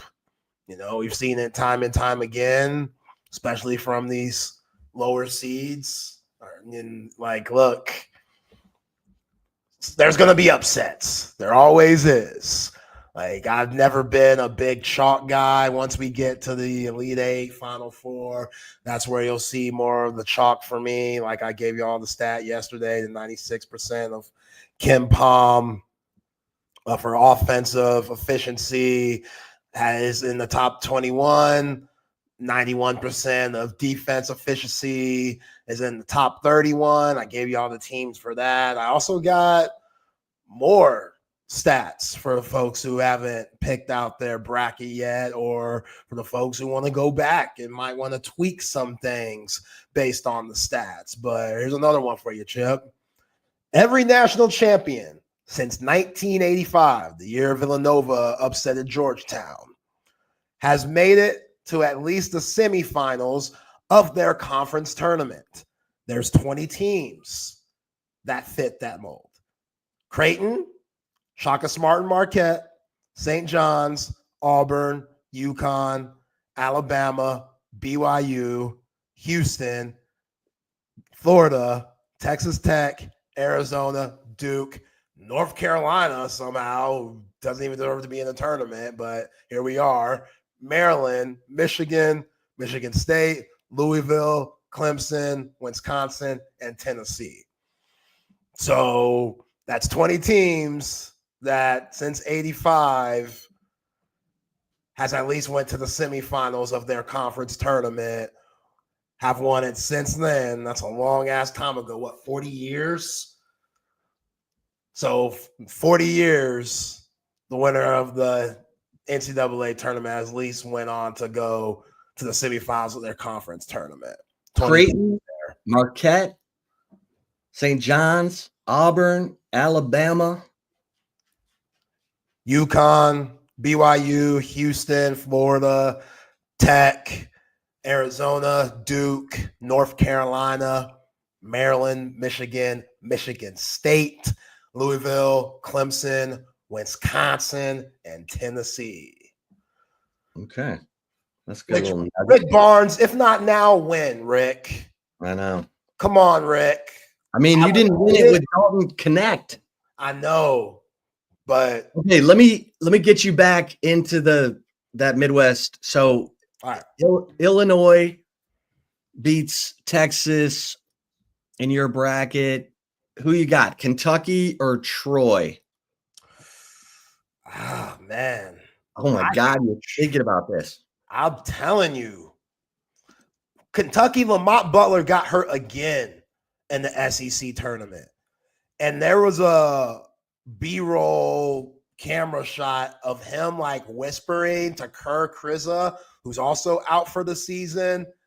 I don't know what he said, but I think it was about the injury that he's been dealing with a hurt shoulder from a lot of the part of the season. Kurt Kriza put his head in his hands like this. I'm not trying to hear this right now. Ain't no way you could be going through this. So not having Butler, not having Jackson Robinson, that's their best two guards. When you come in limping, I get it. They beat Oklahoma. That was a hell of a win. Emeka Owe, hell of a finish to advance. But again, we've seen a 16 seed beat a 1 seed. Like, weirder things have happened. So, yes, I do have Troy winning that game. I have gone above and beyond when it comes to my upsets here. I got way too many upsets. I said that at the beginning of the show. I'll admit it. But one of these are going to hit. One of these upsets that I got is going to hit, baby. And, hey, Kentucky, it's a guard game in the NCAA tournament. Obviously, you want to have bigs, but when there's 2 minutes in the game and it's tight, you need guards that are going to be able to get their own shot off. Does Kentucky have enough of that? Don't sleep on Troy, baby. I'm telling you. Don't sleep on them dudes. Don't sleep on them. Don't sleep on them. So we'll see. They did well in the Sun Belt. 23 of 10 this season. Decent, but yeah. So you got Troy. That's going to hit. You got Troy. I got Troy, yeah. Troy. Yeah. Okay, what about UCLA, Utah State? I got UCLA. And then Tennessee over Wofford. Who do you got? UCLA or Tennessee? Tennessee. I got Tennessee going far, man. I got Tennessee. Rematch with Florida, national championship. Got them losing, but you got them beating Houston? Yeah, I got them beating Houston. We all know Kelvin Sampson teams. The defense is going to be there. The offense sometimes. LJ Cryer is going to have to be huge. Like, he's going to have to really step up, and they don't have anybody like Jamal Shedd. Like, as good as they are, it's weird saying this, but the Big 12 was down this year. Like, Kansas wasn't as good. Okay, well then let's flip it over to the West, because that's where the best of the best of the Big 12 are. So you got St. John's over Omaha, right? Correct. You got Kansas, Arkansas. Who you got there? That's a coin flip. I'm picking Kansas. I don't feel good about that at all. I could easily see Arkansas win the game. The thing is, Boogie Flan is back for Arkansas, and he played a lot this year. Didn't play much in the SEC, but during this time that he was available in the SEC, they weren't winning, and he was getting over 30 minutes a game. So now, if you're John Calipari, how do you use Boogie Flan if he's available? Do you use Boogie Flan if he's available? Because you only have 7 guys that you're playing right now. So you would like to have 8, but Boogie could mess up all the chemistry that you've had these last few weeks, where Arkansas at times has played some really good basketball. It's also very odd, John Calipari's reasoning for having DJ Wagner run his point and not John L. Davis. John L. Davis, who's getting paid millions to be up there in Vietnam, he played point for Florida Atlantic when they went to the Final Four a couple of years ago. So, again, John Calipari, you're a better coach than I am, clearly, Hall of Famer. But also, I do question that move. All season long, DJ Wagner has been their point guard. At times it's looked good. At times it hasn't. John L. Davis, I think he's better suited with the ball in his hands on that team. Kind of like what we've seen with Texas, where Tremont Mark is better suited with the ball in his hands. Like, some coaches sometimes just don't see it until it's too late. So, again, Boogie Flan coming back. What does that mean for them? I could easily see Arkansas winning that game, but I do have Kansas. Okay, then you got Missouri, Drake. Who you got? Drake. And then Texas Tech, UNC Wilmington. Tech. And then Tech versus Drake. Tech versus St. John's. That's going to be a slobber knocker, but I hate saying it. I'm going with Tech. Yeah. Okay. Oh, Graham McCaslin, man. JT Toppin is incredible. Like, I would have given him the bag. I would have taken money from someone else. I don't know who that person would have been, I would have looked at Julian Lair and been like, fam, sorry, but we're going to have to cut your money a little bit. And Jason King. I want to look at Jason King too, but like, sorry, bro. We're going to have to cut your money a little bit. We appreciate you, but JT's asking for this. He's worth it. Big 12 player of the year. He's worth it. The dude's a monster. Like, he could easily get that Red Raider team to the Final Four for sure. Just, I don't know, man. Texas wasn't willing to pay JT Tomlin. So Tech said they would. Look where Tech is. Look where Texas is. All right. In the top half of that West bracket, you got Florida over Norfolk State, right? Yeah. You got UConn over OU? Yes. Florida, UConn. I got Florida since they're my national champion. Obviously, I have them, but that won't be easy. Like, I wouldn't be surprised if Dan Hurley pulled the rabbit out of his hat in that game. Been there, done that. We know Dan, a complete crash out, lost his mind multiple times this year. But there's one thing you can't say about him. He can't coach. Hell yeah, he can. And him as the underdog, terrifying. If you're Todd Golden, that's terrifying. So I like Florida. I know a lot of people like Florida. They're playing some of their best basketball of the season. Like, their three-headed monster is absolutely ridiculous with Walter Clayton Jr., who's an All-American point guard. Reminds me a lot of Darren Williams when Darren Williams was at Illinois, just with his shot selection and being that bigger guard. Doesn't have the wiggle that Darren Williams had, which made him a top 5 pick in his draft over 15 years ago. But they do remind me, those three guards that Florida has, they do remind me of that Illinois team that had Luther Head and D. Brown and Darren Williams. Clayton, Martin, and Richard, they're just like that. The difference is they also have bigs on this Florida team like Congdon, who might be a freaking lottery pick. That dude is really good. 7-footer, shoot it a little bit, good touch, solid rebounder. They got the bigs to match their guard play, which makes them as versatile as ever. So, yeah, that's why I picked Florida to cut down the nets that first weekend of April. All right, you have Colorado State over Memphis. You got Maryland over Grand Canyon? Yeah, Maryland's scary. That's another team. You got Maryland beating CSU? Yeah. And then Florida obviously beating Maryland. So it would be Florida, Texas Tech in the Elite Eight. You got Florida. Yep. No, this is a tough draw for Florida. I think they could beat all those teams, but I also wouldn't be surprised if they lost to UConn.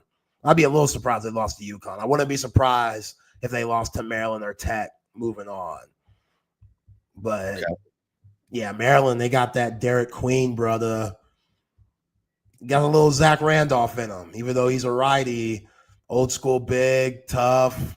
He's young, just a freshman, but he ain't scared. And every Big Ten big that he faced this year, he held his own and then some.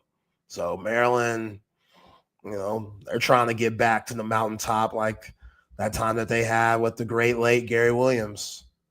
Let me take you to the South. South side. Auburn, you got advancing. I do. Louisville, Creighton. I got Louisville. That game is in Kentucky somewhere. So that's the only reason why I'm picking Louisville. There's really no other logic for that. I think if they played in any other state, I'd pick Creighton just because I like Doug McDermott a little bit more. And, again, Creighton's always doing well this time of the year. But Louisville being in their own backyard, that home court advantage, that home cooking, it could mean something. So 8-9 seed, we all know, flip of the coin, Louisville. Okay. Who you got? Auburn, Louisville. Auburn. Okay. Michigan, San Diego. This one's tough, man. This is one of those 5-12 matchups where you could easily see the 12 seed winning. San Diego's won 30 games this year. Like, they will spread you out and shoot the lights out. And Michigan has those two bigs, and Wolf and I don't know the other dude's last name, number 50. I want to say Golden, but I might be mistaken. But they're both 7-footers. They play at the same time. It's fun to watch them play pick and roll together. Wolf is a great value, bootleg, knockoff ass, Nikola Jokic type. So I like his game, and I think they're going to come in with a lot of confidence after winning the Big Ten tournament. So I'm going with Michigan, even though I don't feel good about it. Michigan, Yale. I want to go with Michigan again. Yeah. Okay. Michigan, Auburn. Auburn. Yeah. All right. Ole Miss versus San Diego State or North Carolina. Yeah, I gotta go with the Rebels, man. Okay. I gotta go with the Rebels. Iowa State beating Lipscomb. Yep. Ole Miss, Iowa State. Ole Miss. Gilbert for Iowa State is out for the rest of the season. He's one of their best players, one of their best guards for TJ Otzenberger.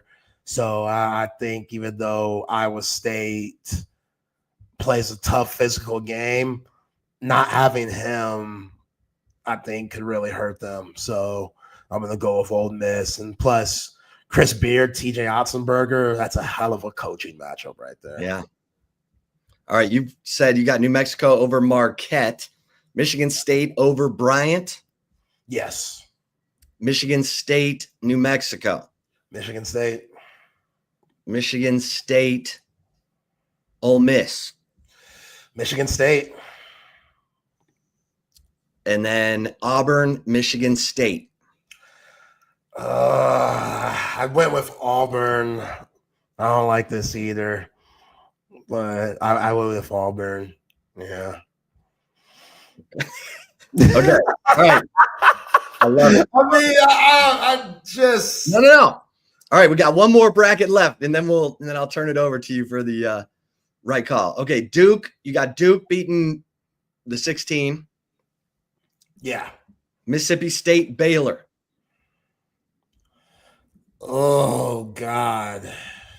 Yeah, this one was tough. I went with Baylor, but flip of the North Chad O'Meara. Yeah, that SOB. Oregon, Liberty. Liberty. Oh. Yeah, I know. But Okay. Arizona, Akron. Arizona. Arizona, Liberty. Arizona. Duke. You said Baylor? Yeah, Duke over Baylor. Okay. Duke, Arizona. Duke. BYU, VCU. Golly. I picked VCU. Wow. Yeah. Wisconsin, Montana. Wisconsin.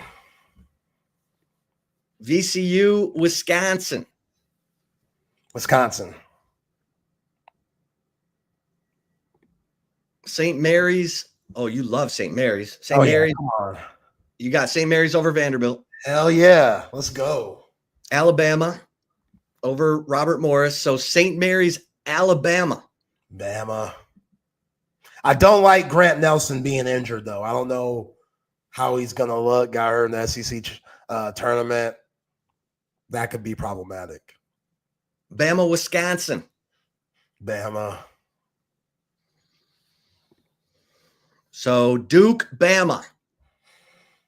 Dukies. Blue Devils, baby. Okay. All right. And there you have it. And you have Florida beating Tennessee for the national championship. It just sounds ugly. I don't sound or feel good at all. Well, listen, let's get to thank you for your expertise, Zay. It's great stuff. Yeah, take it how you will, but Yeah. I try to help, man. I try to do my thing. All right, let's get to the right call. Let's get it. Before that, though, got to give a shout out to these amazing mentions like McCall Custom Homes, our boy Mike, always listening to the show. We appreciate you, Mike, and we appreciate the work that you and your father do at McCall Custom Homes. When it comes to renovating your home, trust the experts. Don't trust the guys that got to get on YouTube right before they do a job. They take forever. They charge you an arm and a leg. No, get to the guys that give you a reasonable price and also take care of it when they're supposed to where they get out of your hair because they got other jobs to do, and you're going to be happy with the performance that they put on in your home. Over 50 years of combined experience, and they're Austin Knights. They know exactly how to make your house into a home and turn it into something truly special. So if you want to check out their amazing work, go to Facebook or Instagram and type in at McCall Custom Homes. Give our boy Mike a call at 512-633-9580. That's 512-633-9580. Or shoot him an email at mike@mccallcustomhomes.com and hit up the website, McCallCustomHomesATX.com. It's McCall Custom Homes. We build value into your home. And Covert Bee Cave, Covert Automotive Dealership, they've been doing it in the greater Austin area for over 100 years. My wife and I, as y'all should know by now, big Covert Bee Cave people. They got us in, they got us out on the road. She loves her Buick Encore GT, and you could love it too. If you don't want to take my word for it for how good Covert Bee Cave is, well, listen to the folks in this video. It's really a family experience. I walked in the showroom today and everybody greeted me by name. How are you doing? What's going on? How's everything going? From a price standpoint, from a customer service perspective, just conversation when you come in, it feels no pressure. I want to buy cars here. The family buying car experience, one of the best that you will ever have. Come and experience it for yourself. Covert, born and raised in Austin. Nobody beats a Covert deal. Not now, not ever. And if you're looking for large quantities of supplies to fulfill any landscaping job, you're looking for trendy house plants, you're looking for a collection of specialty plants, a collection of rare plants, your one-stop shop for everything you need is at Leaf Landscape Supply, full service wholesale and retail plant nursery and landscape supplier here in the ATX. Go visit both of their amazing locations. If you're up north, go visit them in my hood right off of Pond Springs Road. If you're down south, go visit it in my boy BK's hood off Monterey Oats and 290. Again, full service wholesale retail plant nursery. They will make your place look just a little more established. If it's bland right now, go get some plants, make it look nice for when people come over. They're not frowning upon the decoration that you got going in there. And when you have great decoration because of Leaf Landscape Supply, let them know where you got it from. And when you go in, let them know. Texas Sports Unfiltered, put you on. Say Collier, you heard it from him, and you get 10% off. 10% off at Leaf Landscape Supply. Visit their website at leaflandscapesupply.com. All right, Chip. Well, this is a very interesting story. For the right call today, Deshaun Watson is engaged to his fiancee, Jilly Annis. Looks like Annis, but I think it's Annis. I'm going to say it that way, but just got engaged. How much do you think he spent on this ring, Chip? Oh, a lot.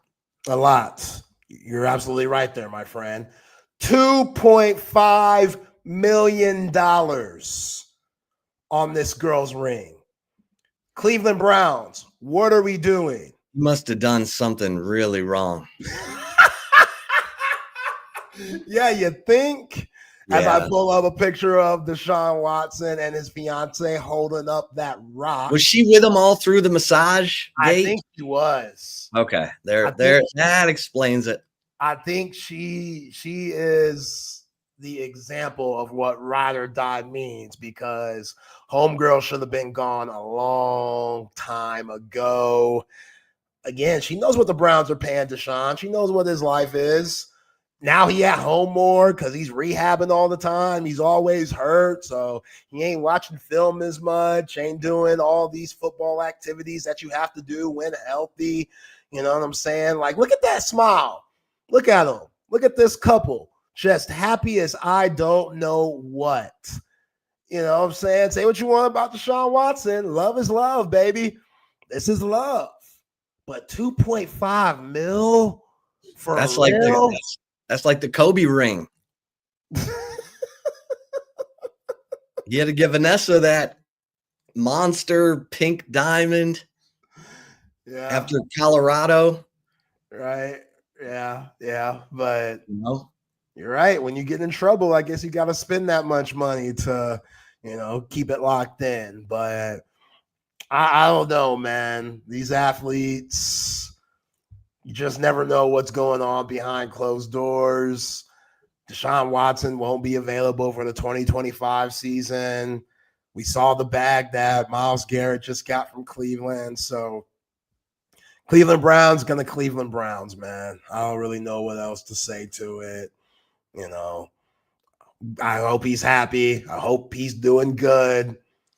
Like 2.5 million, like you're my masseuse now.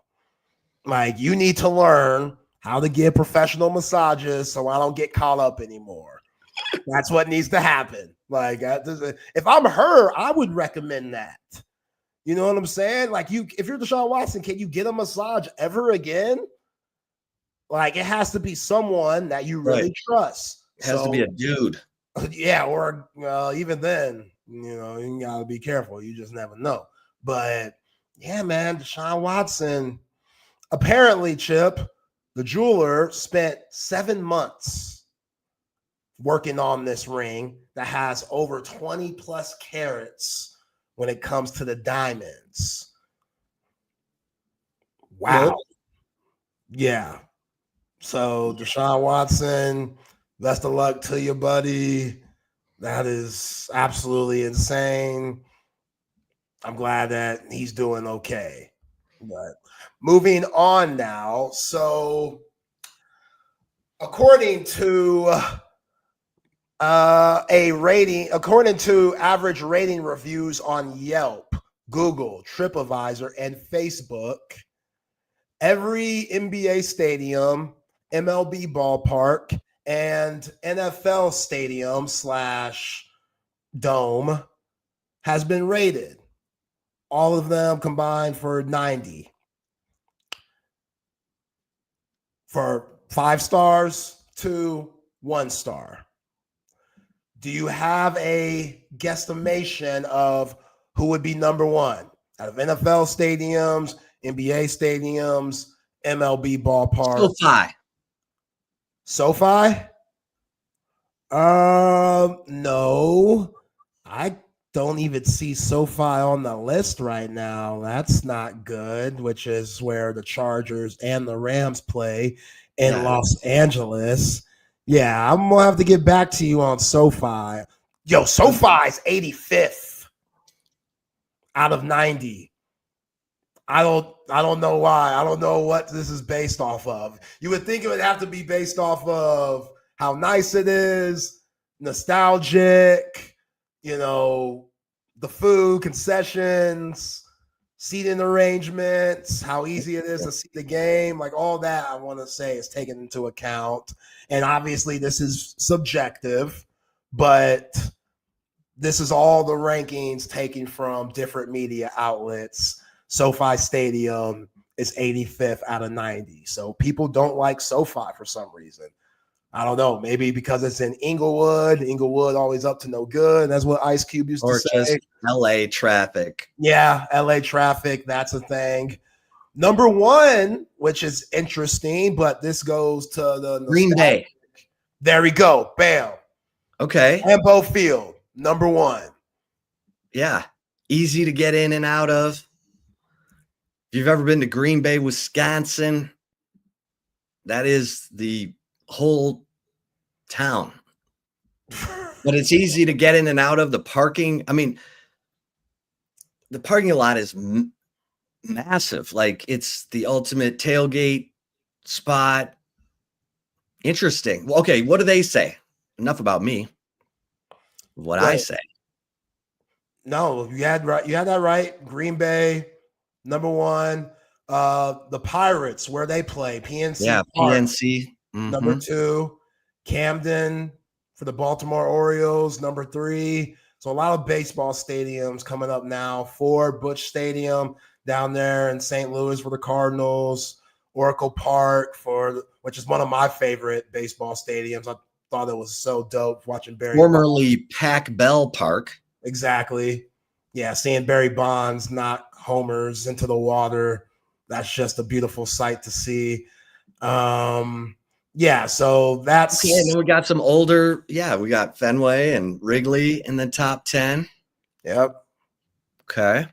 Where Miami plays, the Cassier Center, I still call it American Airlines, but the Heat where they play, that's a good spot because it's right on the water. Oh yeah, like there's basketball, so there's no view, but yeah. Oh wow! Can you guess what's dead last though, Chip? This isn't surprising. Hey, right? Shocker! FedEx Field, Commanders Field. That place is a dump. I told you. When that rainstorm hit during the Texas-Maryland game, there was a leak onto my computer. Oh, my God. Like, the place was leaking. Yo. That place is a dump. That's foul. That's foul. Yeah, that's fitting, though. It's fitting. Like, it is. Absolutely fitting. Oakland Coliseum coming in second to last at 89. Where the A's. So the A's, wow, they still use that place is a dump. I've been there. I covered a AFC championship game between the Raiders and the Jets there. That place is a dump. How long ago was that? That was like 2001. Yeah, and here we are, 2025. I can't imagine. It's probably only gotten worse. Yeah. Like, I'm looking at Ford Field. That's right in the middle. 43. Yeah, 43. Right. I think that Ford Field's, I don't know. I like the way. You're a homer, though. Of course you Yeah, I'm a homer. And Comerica is 22, and Comerica's right across the street. See, that's do you understand that? Does that make sense? Like, I never. Interesting. What about where the Pistons play? Little Caesars. I can't find it. 75. Wow, Globe Life is 67th. I mean, it does look like a barn. They just built that thing. Oh, look at 88 and 87. Just built that thing. Allegiant looks like a fucking Roomba. Right. I don't understand that one. Like, I thought Allegiant was nice. Yeah. I've been there. It's nice. Man. Like, where are they charging for the food? How easy is it to get in? Like you were saying with Green Bay and stuff. Like, how fan friendly is it compared to other places? Yeah. Wow. So, yeah, Levi Stadium at 87. Like, that's interesting. But I heard that's not even close to San Francisco. Like, that's it's not. It's like in Santa Clara. Yeah. So I don't know how close Santa Clara is to San Fran or Oakland or anything, but I don't think it's that close. So you would. Okay, yeah, I was going to say Tropicana's got to be near the bottom. It is. Where's the Astros? What do they call it now? They changed the name, right? Yeah. It's not Minute Maid anymore. Well, it's Minute Maid on here. 29th. Okay. 29th. Okay. AT&T Stadium, Jerry World, 24th. Jerry World, 24th. Frost Bank Center, where the Spurs play, 54th. Where's the Mavericks? Where's American Airlines? Oh, 40th. 40th. Okay. All right. Yeah, not too shabby, huh? All right. So Maybe let's bring in the fellas. Patrick Hey, and boys, how Matt. you doing today? Open gym. What's up, fellas? Getting What's ready up? to go. I'm excited for some playing games tonight. It is we're right there. The madness is about to begin. I'm very excited about it, especially because everyone hates North Carolina now, so it's gonna be fun. Yeah. I yeah, hope they get drove by 50 tonight. Oh, I hope they win by 50. It's just gonna be hilarious if they keep winning. Yeah. Like any of those teams win. When everyone is wrong about a team, it's much more fun because then you get to watch everybody go on TV and be like, well, so what I meant to say was though that that early in the season, so all the What defending had of- happened was Yeah, I just changed my bracket to have McNeese State go to the Sweet 16 just because of the manager walking down playing Kodak Black with the radio hanging around his neck. See, I love that guy. He's a legend. Like, he got an NIL deal, right? Yeah, like he has like 4 of them right now. Hasn't played a minute. He's probably making more than the whole team. Yeah. He's wiping the sweat for those guys. There's going to be a lot of managers trying to recreate that next year. That's true. There's a lot of people trying to recreate that. Man, sure. appreciate you guys. Get back Thank tomorrow. you. I can't wait to hear Zay's talk and Chip's talk about the tournament tomorrow, where they're going to be picking Texas to go as we get closer into it. Oh, welcome into Open Gym here on Texas Sports Unfiltered. Myself, Patrick Davis, along with Matt Galatzan from Texas Longhorns on SI. It's going to be more football today, I believe, because I'm saving basketball. It's going to be heavy basketball Wednesday through Friday as we get ready for Texas, and then the tournament will be happening Thursday and Friday. So it'll be much heavier in basketball as we go through the week. But I think we'll go stick to football. But appreciate you guys. If you want to jump on the chat or the text line, feel free to do so. Open Gym means everybody's involved. So we like to get involved with you guys and answer your questions and talk to you and get your viewpoints on where you think Texas is going to end up in this March Madness.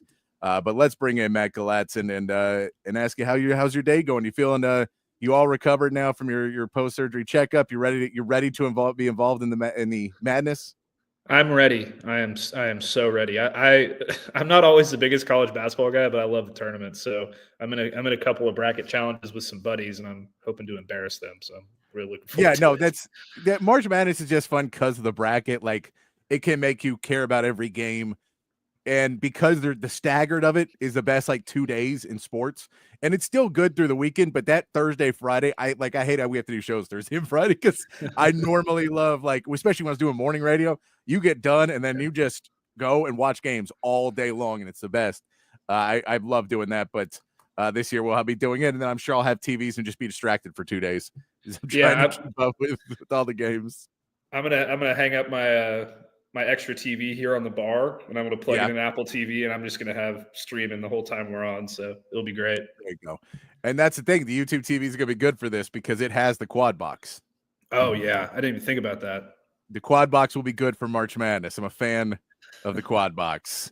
I remember this is why I like the quad box. I remember one time during March Madness, and this is like 10, 15 years ago. I was with some other people, and they walked in, and like, in the living room, I had set up 4 TVs. I had them all set up, and like one's running off a laptop, and one was running off the TV, and like I had them all set up differently. And I'm like, oh no, so I can watch all the games. Like, dude, you have a problem. Like, well, I just had to move all the TVs into one room. We're good. We're perfect to go. Yeah. So now that it's much easier, you just get a big TV. Remember, you can join in our tournament bracket if you go. Look at Texas Sports Unfiltered. Go find it on social media, wherever your social media preference is. Go find it, and you can join the tournament challenge, play along with us, and you can also be entered to win. If you win that tournament challenge, you will also be able to get, if I can pull up the right thing, so I don't want to misspeak of what it is.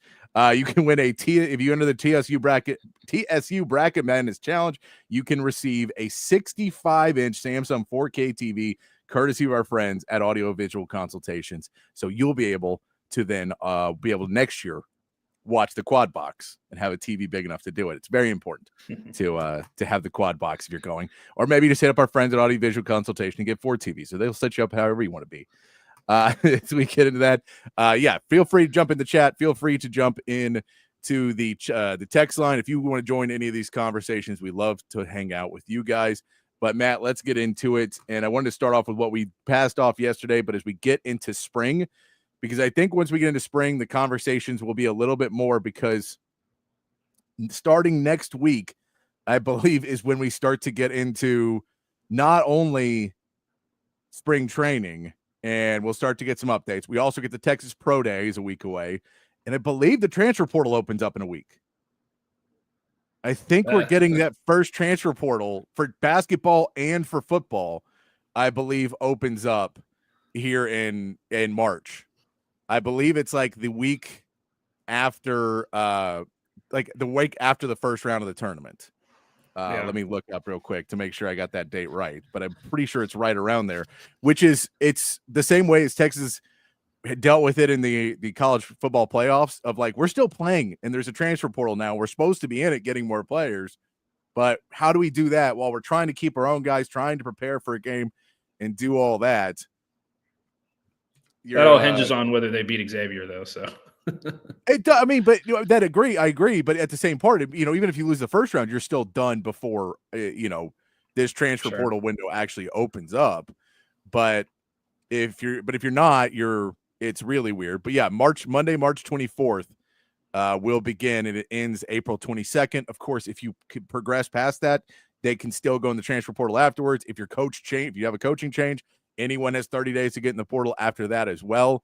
I don't believe they have to choose where they go before the portal ends. They just have to enter into the portal while it's still open. But that'll be open for men's. Women's basketball starts on that Tuesday. And then we can see when the spring football window is April 16th through April 25th. So we'll get basketball starting in March, and then April will be the football one. But I know that men's basketball starts on Monday away. So it's going to be nuts. Yeah. They need to figure out a way to change this somehow. I mean, this has been a complaint of mine for a while now, but having to navigate the transfer portal while the season's still going on. I know it's a postseason, and there's a lot of teams more teams that aren't in it than are in it, but still, like, give these, like, there are teams that leave everywhere. Give them a chance to focus on their games, and don't make Texas have to replace, a defensive tackle in the rotation ahead of, a playoff game against Clemson. I mean, it's ridiculous. They need to narrow it down. Yeah, they need to put it in the offseason. Like, I just don't get why. I kind of get it, but I think this is also just the NCAA still being as annoying as they can be, because they don't want it to be this way. And so they're just continually trying to make it the worst way it can possibly be, instead of making it something that makes sense, which is after the NCAA tournament, transfer portal opens. So if you're a champ or you play late, you're going to have to figure it out quicker. But, this does lead to the conversation, too, of with that transfer portal opening, if Texas wants to make a coaching change, that window of finding something, like, that's a much smaller window, which again is why I would hire a GM before next week. And I think that timing is kind of small now, but I would still hire a GM, because that person can at least help you build a roster no matter who your coach is. And I know you want a different roster for different coaches, all that, but we'll get more into that as we keep it going along. But since we will have spring football practice beginning next week, I thought we'd get into some position battles, Matt, and start to try and figure out what we should be watching for, what positions we're going to be really watching in spring for Texas football as we keep going. Now, there is going to be some differences of, position battles that maybe the transfer portal opens up at the end, and then there's somebody new who jumps into it. But who do you want to see show out here and really make a difference? And I'll start off with the most obvious one. We'll just start off. It's wide receiver, with, basically DeAndre Moore being unable to be a full participant. You have Ryan Wingo, who you assume is your number one guy right now. He had the LASIK surgery over the offseason, is what they've said. So now he can actually see better. He was having trouble with that, apparently. Not so much. I know when people say that, it's like, well, now he's going to be able to, because he couldn't feel it. I'm like, he could see before. He can just see much better now with LASIK surgery. But we know Ryan Wingo, but there's a lot of guys that are behind him on that list that you want to see, and you really want to know before you get to April 16th and that transfer portal opens up, how confident do you feel in that wide receiver room?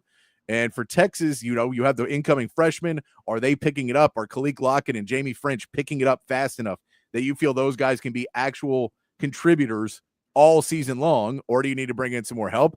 Is Parker Livingstone, is he going to be a step up? Is Aaron Butler going to be a step up?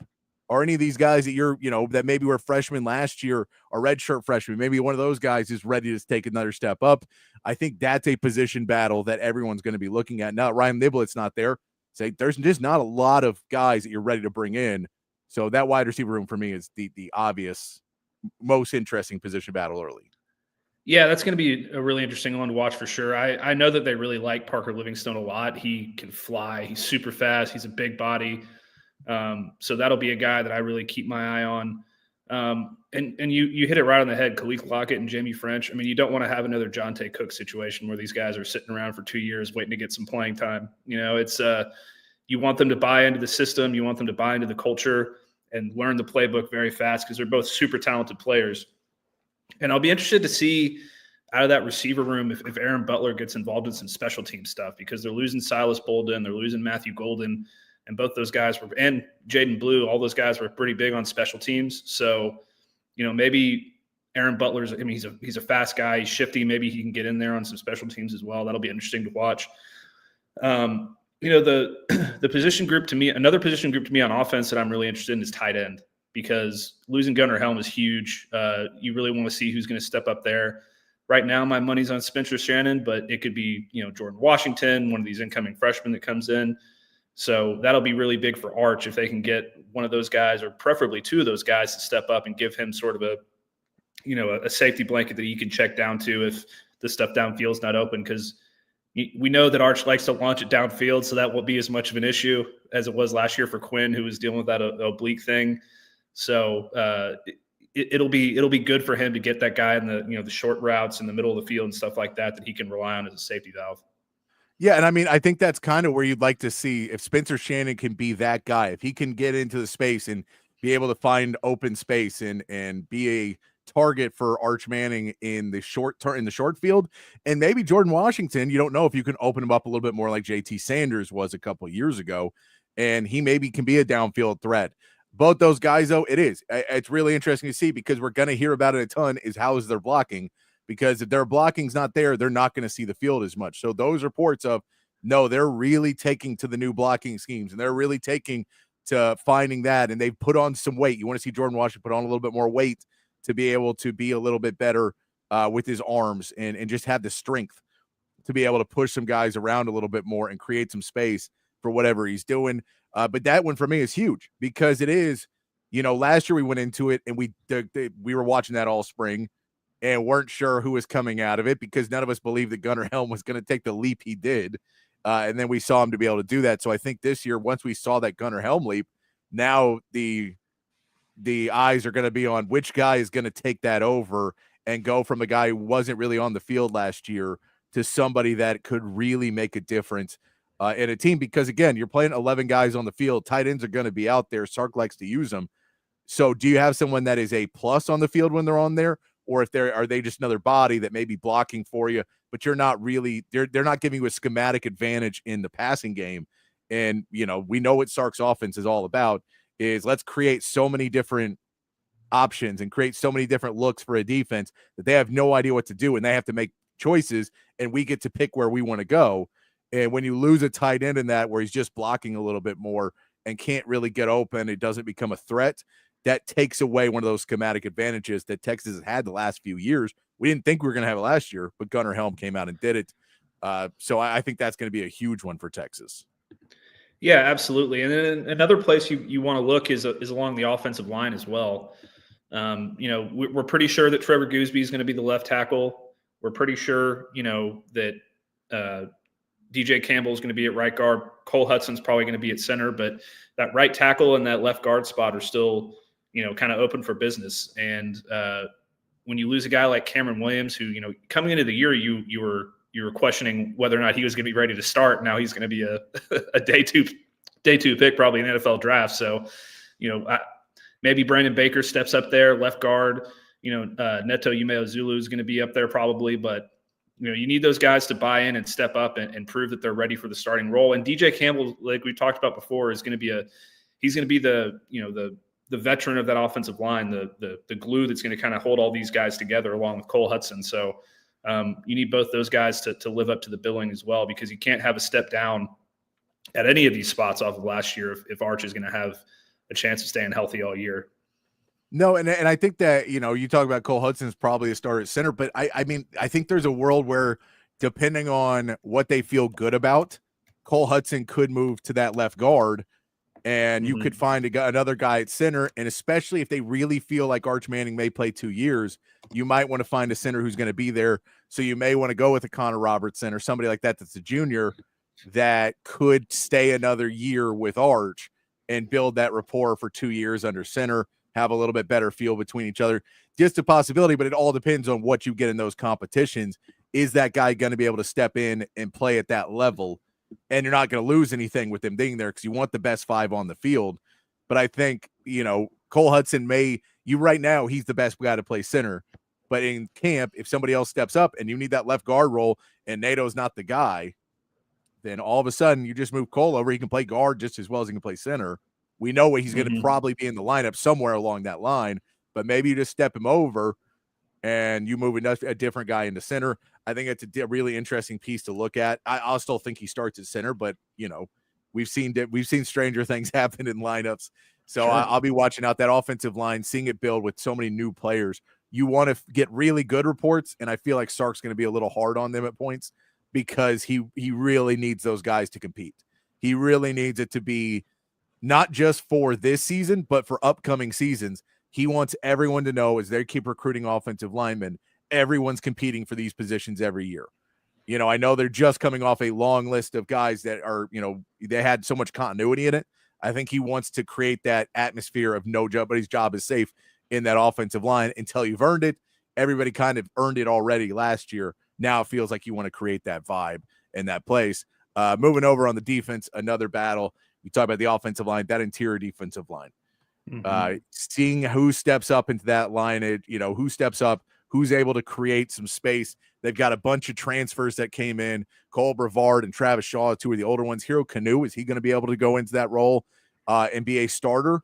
Or is he someone that's going to need a little bit more practice? Justice Terry, we know what he can do, but is this a guy who's maybe going to come in on third down on rush plays and uses that, outstanding athleticism?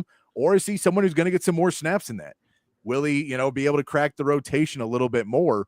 And then you still talk about Alex January and Melvin Hills. Where are those guys in this rotation? So there's a lot of talent that they have brought in that they already have. And, between freshmen, transfers, and the guys that are already there, there's a ton who can step up and fall in. And that's going to be really interesting because I can't tell you who's starting at interior defensive line. I really can't. I mean, that's probably the position that I'm least knowledgeable about who your number one interior defensive lineman is. Yeah, and it's a huge issue because 2 years ago you had Byron Murphy, Tavondre Sweat on the front line, and you had Alfred Collins and the other guys on the second line, Vernon Broughton, and then you have last year Vernon Broughton and Alfred Collins are in the front line, and then you got these you got Bill Norton and Tia Savea and Jermaine Lelay coming in through the transfer portal that really helped out. They're going to have to get that same kind of hit with Travis Shaw and Cole Brevard and Hero Canoe. But look, I wouldn't count out Alex January to be a starter. I think they like him a lot. He's a big body. He's very physical. He can eat up space, so he can be that guy if he's come along, far enough and knowing the schemes and knowing the playbook and all that kind of stuff. And then you look at Justice Terry and if you're a defensive line guru and you love watching defensive line play and you see that guy, you're going to be salivating because he's talented. It's just a matter of how far he comes along in spring as well, which is another reason that I really like what Sark is doing with this more pro day OTA style spring camp that he's been talking about, because I think it's going to give them more of a chance to really figure out who is who along these position battles like that. And then the last position battle that I think everybody's going to keep an eye on is how do you replace Jahdae Barron? Because when you lose him, you lose a guy that can play anywhere in your secondary. So naturally, you think that Kobe Black is probably going to be the one to step up in that role and be on the outside, because he can also play in the slot. He's a very talented guy. But then who else steps up? Because losing an All-American in the secondary who's a lockdown guy on one side is a huge loss. You want Malik Muhammad to step up.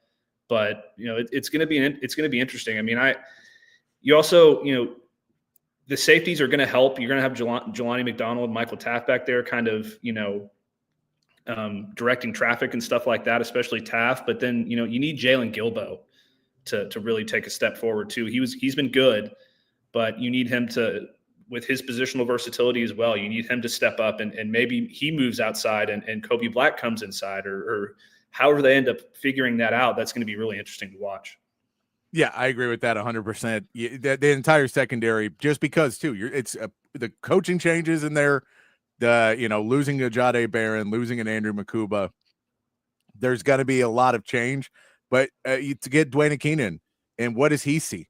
Because now you're saying there's no favorites anymore. There's nobody that you can say this is the guy. Now we know Manny Muhammad has done what he does, and there's no doubt he's going to be really good and still be the guy in this rotation. But you're talking about learning different techniques now, and which guys we saw it worked really well with Kenny Baker coming in, and we saw him be able to, teach techniques and use a Bo Davis techniques as well, and all of a sudden that works out really well. But can Dwayne Akina come in and teach some different techniques, and the guys pick up on that and continue to work and learn, and who grows the fastest in that? Do the younger guys grow faster because they just don't have as many reps in the old system? So maybe they play a little bit better. Now it's not going to be completely different because Johnny Nansen, I think, is going to kind of be the continuity piece between all of this with him coaching with Dwayne Akina before as well. Mm-hmm. So I think there will be a little bit of continuity, but at the same part, a lot of that is going to change for this secondary, and we'll see where they end up. I'll throw you my last one out here, and it kind of goes in with a little bit of news that came out today, but I would say the kicker. Where is your kicker battle? And again, I think they're going to hit somebody in the portal. I just really feel like they're going to get someone in the portal. It's not that expensive, and they can go do it. But going in, they hired Matt Moran today. That was officially made up. He is going to be an assistant. He was with James Madison last year. He was with Boston College before that, and before that, he was with Stanford. And so he basically has helped out the special teams and the kicking percentage and the block punts. He's been part of secondary units that have gotten better. He is a quick riser right now in the special teams game. So he's not taking over for Jeff Banks, but he's going to be there to help Jeff Banks. But we see him come in, and the Bert Auburn versus Will Stone for place kicker, that battle right now, I think they'll get somebody else. I want to keep an eye because when I saw Matt Moran got hired, start doing just a little sleuthing, and maybe this is nothing. There's nothing to it. But Emmett Kinney is a fifth-year player out of Stanford. He only started last year though. He kicked pretty well. He really only missed 50-plus yard field goals, but a really good kicker that was kicking out of Stanford, has potential to be an NFL kicker. Came up with Matt Moran, where they were both young guys at Stanford together. Just throwing it out that possibly, if we see that name go into the transfer portal, a kicker from Stanford, I would say maybe just look at that. And now I don't think they hired Matt Moran because they're going to go as to get him. I think Matt Moran's record speaks for itself, that he has had every special teams unit he has gone to has improved. So it's not just that he may have a connection, but because he does have a connection, I will say there could be maybe something that maybe Emmett Kinney is completely happy at Stanford and wants to finish out his career there. But sometimes if you have guys that have NFL aspirations and, now you're talking about playing in a conference where you're having to travel a lot more than you were wanting to travel before, maybe you want to move to a different place. So I don't know. That is just one that when I was doing a little sleuthing to see who he had worked with, who are kickers, and see if any of those guys have really good track records, that was the one name that kind of stood out to me as somebody who would be a really good pickup to bring in. But who knows if he'll be in the transfer portal or not. But I think that kicker battle, you just want to hear, because basically you want to hear, is there a kicker at Texas right now, or are they completely dependent on the transfer portal? Or is Bert Auburn nailing everything he's kicking right now? And Will Stone's also hitting 40-plus yarders. So maybe you have a kicker at either one of them. I wouldn't trust either one of them right now, but that's just me. Yeah, absolutely. And the thing about Moran too is when he was at Stanford, he helped Joshua Carty become the all-time leader in field goal percentage in school history. So, you see that and you wonder if they're bringing him in to kind of help Bert Auburn, who struggled down the stretch, or help a Will Stone become the guy. Because look, if you're looking at this team last year and you're breaking down what their biggest weaknesses are and their biggest, what are we going to do situations, it kind of felt like every single time it was when you're bringing Bert Auburn out, especially late in the season, you're bringing Bert Auburn out for a clutch kick. You didn't feel very good about it. And, he missed a key field goal in the SEC championship that could have won that game. He missed that one in against Arizona State that almost blew that game as well. Right. Yeah. And so that's exactly my point. Then they benched him against Ohio State. So, that's something that they're obviously looking at. And maybe they're bringing in Moran to try to fix that this spring. And maybe if they don't fix it during spring, then, you kind of look around and you say, okay, we're going to bring in a guy in the spring portal because we need to get this fixed, quick, fast, and in a hurry. Because, Texas has an SEC championship trophy on their wall right now if Bert Auburn nails one of those kicks. Yeah, no, I think that's so. Yeah, that in spring, just to see if maybe all of a sudden they figure out what it is. Maybe he comes back in, and the yips are gone. I still cannot believe that this team would go past this transfer portal without at least bringing a kicker in, and then let Bert Auburn compete with him for that job afterwards.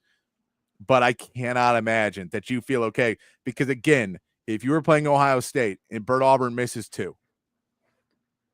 Like, you're like, okay, well, our season now is we can't kick field goals anywhere. And now maybe Sark wants that. Maybe Sark's like, look, I don't really like kicking field goals anyway. And so we'll always have to go for it. Our punters are hurt too. We're just going for it. We're never punting or kicking the ball. Yeah. Well, I agree. It's the whole yips thing. It's definitely not just a baseball thing, right? If you get look what happened to Mike Vanderjagt with the Cowboys. He was one of the best kickers in the NFL. They bring him in, and then all of a sudden he turns into something that's like, what? Who is this guy? And then they had the issue with another guy later down the line whose name's escaping me right now. But that can be the difference in your season. So I love this Matt Moran hire. It's really interesting to me. Gives Jeff Banks even more help after they hired the guy to help him with the tight ends and the blocking with that. And then now they get him a special teams assistant. Now he can really buckle down and have a little bit less to worry about. And I think it's going to be great for him. Yeah. And I think we also look at that and somewhat see that in the world of you can only have so many coaches out recruiting at a time. And you can only have, I think, you put a couple guys and go, Jeff Banks is going to be out recruiting a lot. He's a really good recruiter. And so we need him out doing that at more times, but we also need somebody to sit back and work with the tight ends and work with the kickers because maybe we didn't do it enough last year. Now, I don't know if that was, they did it, 75%, they should have gone 90 or whatever percentage you want to put on how hard they push those guys. But it feels like that is not a mistake they want to make again, that special teams. Matt Moran also did escalate the blocking of punts and blocking of kicks at Boston College as well. So that's another piece. They did not get enough pressure on those. So if you have Matt Moran come in and maybe he's able to help you out with that as well, with getting a little bit more penetration and picking the right guys out. I think a lot of that is kind of scouting and getting those guys in the right spot too. And here's another one too. Obviously this is a little bit of an asterisk because it's Christian McCaffrey, but when Matt Moran was at Stanford, Christian McCaffrey won top returner in college football. So, and he's helped a lot of guys get to the NFL too. So, they weren't great in the return game last year. They had, Silas Bolden broke a couple, but they also had a lot of penalties and a lot of plays called back over the last couple of years. So maybe that's also something they're looking at with Matt Moran. Yeah, and by the way, all of this is he was always an assistant or an analyst or everything. So it's not just him who did any of this. I don't want to make it like Texas just pulled this great hire out of nowhere. This guy was doing it. But at the same part, even if you say, well, he was just part of staffs that everything improved upon, that means hopefully he's learned enough out of those staffs to be able to pick something up that he'll be able to bring to Texas. I think that's kind of where you're at. I don't think Matt Moran by himself is the greatest special teams coach of all time. But I do think he has been around some other great people. And when you're trying to solve problems, you bring in people that have not only solved problems himself, but have been around other problem solvers and hope to bring that logic to Texas. So I really like that one when you talk about the position battles and then the hire of Matt Moran. is going to be good. I did want to bring up something else though that I saw in the news today, which was interesting, because we talk about how Texas is kind of changing up how they're going to do spring, and the practices are going to be a little different. It's going to be a little bit more NFL style, is what they want to do with their spring practices. Well, Deion Sanders wants to bring something that is NFL style to college football as well. While a lot of teams are getting rid of the spring scrimmages, don't want to do them anymore, Deion is going the opposite way. He's bucking the trend. And he has said what he wants to do is hold NFL-style practices with another team and then a scrimmage at the end of it. And so his thought was, he said basically the same thing that Sark said about the transfer portal as well. And people are saying they're going to poach our players, which is the transfer portal is over before we play our spring game. So it doesn't matter. Like, that is not an issue because no one can scout the spring game and then get our players. And thus they want to get them in the playoff after they played a whole season.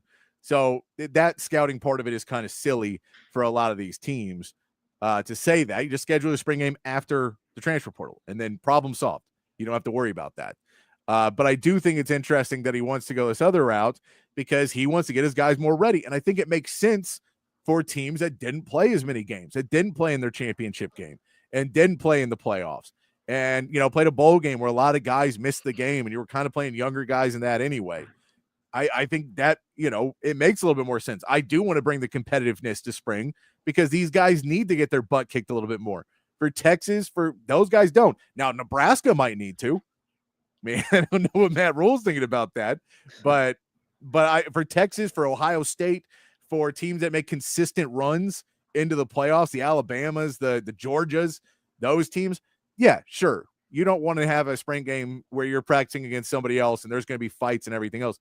But if you're Deion and you just lost Travis Hunter and Shedeur Sanders, you got other players, but you lost two really, really good players and you want to make this a competition and you want to make people push, I get it. I'm not totally against it. I know the NCAA does not allow it right now.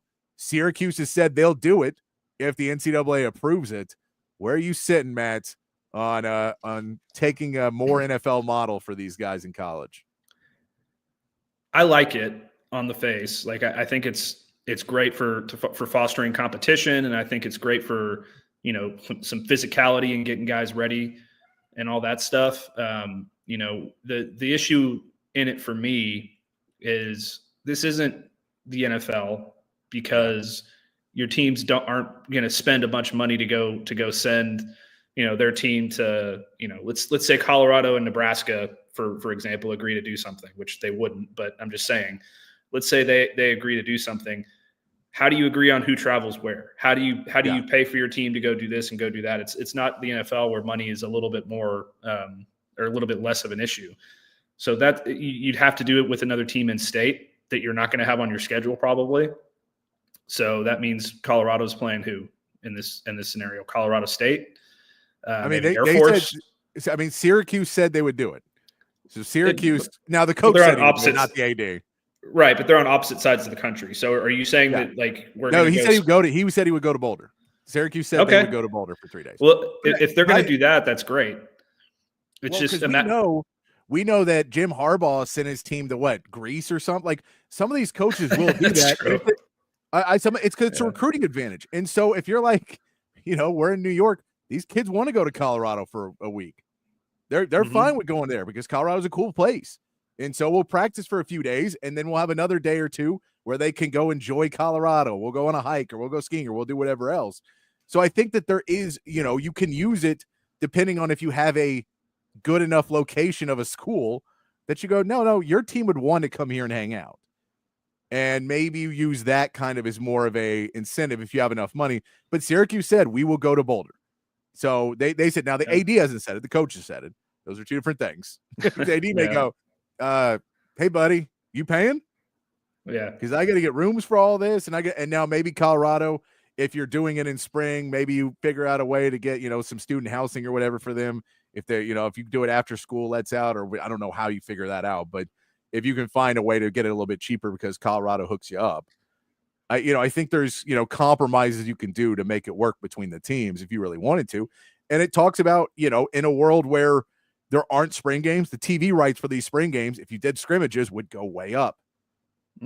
And so TV would help you pay for it, because That's now true. they lost the Texas spring game. They lost the a bunch of spring games are gone now from their schedule.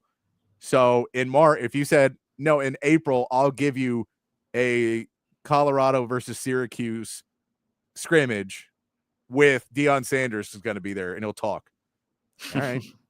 Paid for. That's true. Done. No problem.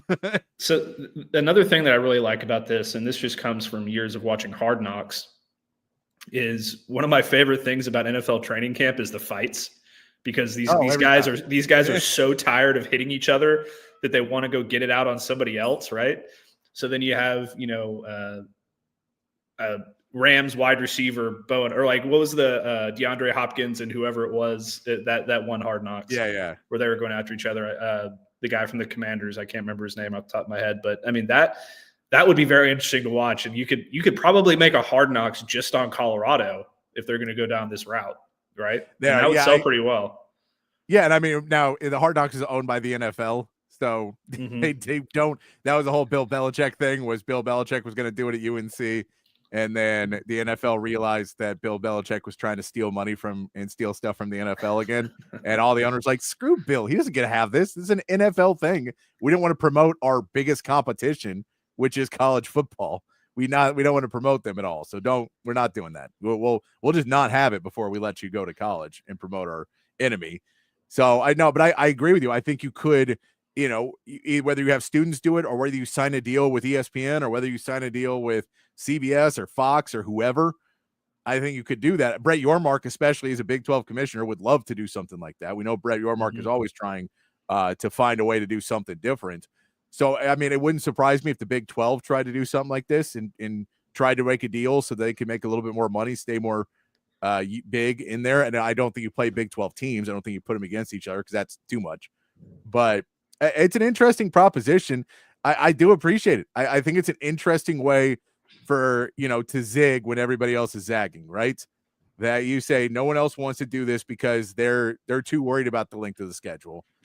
But we're kind of rebuilding. Now, I think if Colorado all of a sudden in 2 years is, there is in a playoff, then they're not going to do a scrimmage, right? Like, why would you risk that injury and what you're doing? But they're in a rebuild, not necessarily a full rebuild, but you have a new quarterback, you have a new star player. You're going to have to figure out a few things. I get why you'd like to have a spring game that's a little bit more competitive and where you can play against somebody else and you can go out there and you can get in those fights and you can, I love it too, because the spring game every year you walk on, and we would walk back on the air after the spring game every year and go, well, either our offense is great or our defense sucks. I don't know which one it is, but something there, or either our defense is great or our offense sucks. Like, this guy may be good, or you always just kind of have that plus minus that you don't know what it's going to be and what you really saw. If you have a scrimmage, you can go, well, we beat the crap out of their guy. So we feel good about that. Our offensive line looked really good against other, power 4 teams. I think that's something that you could really get out of it. I love the concept of it. I hope that it's something the NCAA passes. I don't think they will. I don't think they want to see this kind of thing because it feels like another place where they're going to be able to make money outside of what the NCAA does. So I don't think they're going to really want to be involved in it. I think that other teams that aren't going to do a spring game are not going to want another team to do that kind of thing. But I do think it's something that on every aspect gives you a little bit of an edge. And maybe you even say, we're going to do it and we'll do the whole thing. And then we'll do 3 days scrimmaging. And if it's 2 teams that don't have a great place, we'll do 3 days in another city. And we'll go somewhere else that's like a prime destination that is a recruiting positive, that everyone gets to go to Florida or everybody gets to go to California and everybody gets to go to somewhere that's sunny and nice and leaves where we're at to go do it. I think it makes sense. It's an interesting play, but I have no faith in the NCAA. So who knows what'll actually happen. No, the NCAA ruins everybody's fun. That's for sure. I would really like to see this more that I think about it. Anything that makes college football more like the NFL in terms of like the off season and developing players and getting players ready for the season and all that stuff, I'm all for. The transfer portal aspect of it is interesting. You definitely would. I mean, especially with somebody like Colorado, who's constantly in the transfer portal, getting 40 new players every year. If I'm a team like Syracuse and I go in there and Deion's looking at all my players and say like, "Ooh, I really like that guy," and then they they go steal him. It's another thing. Yeah, if that were to happen, then it would cause some real bad blood really quickly, and it would sour everybody on it. But I still think you kind of just have that gentleman's agreement, like no poaching players while we're here. No, you know. And look, in any sort of situation like this where you're trying to figure out something new, there's going to be negatives that pop up, and you just have to figure out ways to deal with them. So I'm sure they would figure it out. It would be great for both programs to get that TV deal, like you said. I mean, that's more money for them. That's more money for the whole athletic department. So I think it's a great idea. It's just the logistics of it are difficult. But if they can figure it out, it would be must-watch TV in my book, because I miss football during the spring, man. So especially after college basketball over, like it's dreadful from when it's just that span of time where it's only professional baseball over the summer. It's like, ugh. Well, I mean, I think we get what the UFL starts in 2 weeks or something, or a week and a half. Yeah, but UFL. I mean, I never remember to watch it. I always turn it on at night, and they're like, "Oh, they're all day games." I mean, really? I was doing stuff during the day. Yeah. Like, you're not good enough. Don't we have the World Cup this summer too? Oh, do we have the World Cup? That's something to watch. It's at least something to watch. But for the most part, it's a pretty dry period. So yeah, no, and then now that the Dodgers have ruined baseball, I wish it was the Rangers ruining baseball, but it's not. I wish it was the Astros ruining baseball, but it is not. It is. It's not the Tatas or the Ashos. It is whatever the hat was for the Dodgers. But we also saw the NCAA. They came out today, so I doubt they're going to do anything for this. The NCAA did take away the rule now. The rule that was completely disregarded, never was enforced, and did not matter, that you cannot negotiate NIL deals before players are on campus. It was not supposed to be a way to entice players to come in. Roy, get over it. It was a long time ago. They didn't ruin baseball by cheating. Everyone cheats in baseball. It is the most cheated sport in the history of mankind. There's a scandal in Little League Baseball every 3 years. Everyone cheats in baseball. They just did it the worst and got caught. But so did the Yankees. So did 6 other teams were really bad at cheating. The Astros just did it the worst, or they did it the best, and it worked. All my friends are Astros fans, so I agree with Roy here, just to get a little dig at them. But God, watch the video, watch the studies about it. The guy, I get people still hate Altuve didn't use it all season. He just didn't use it, and everyone still hates him and thinks he's the centerpiece of it. But there's video of him actively telling the bench to stop doing it when he was batting.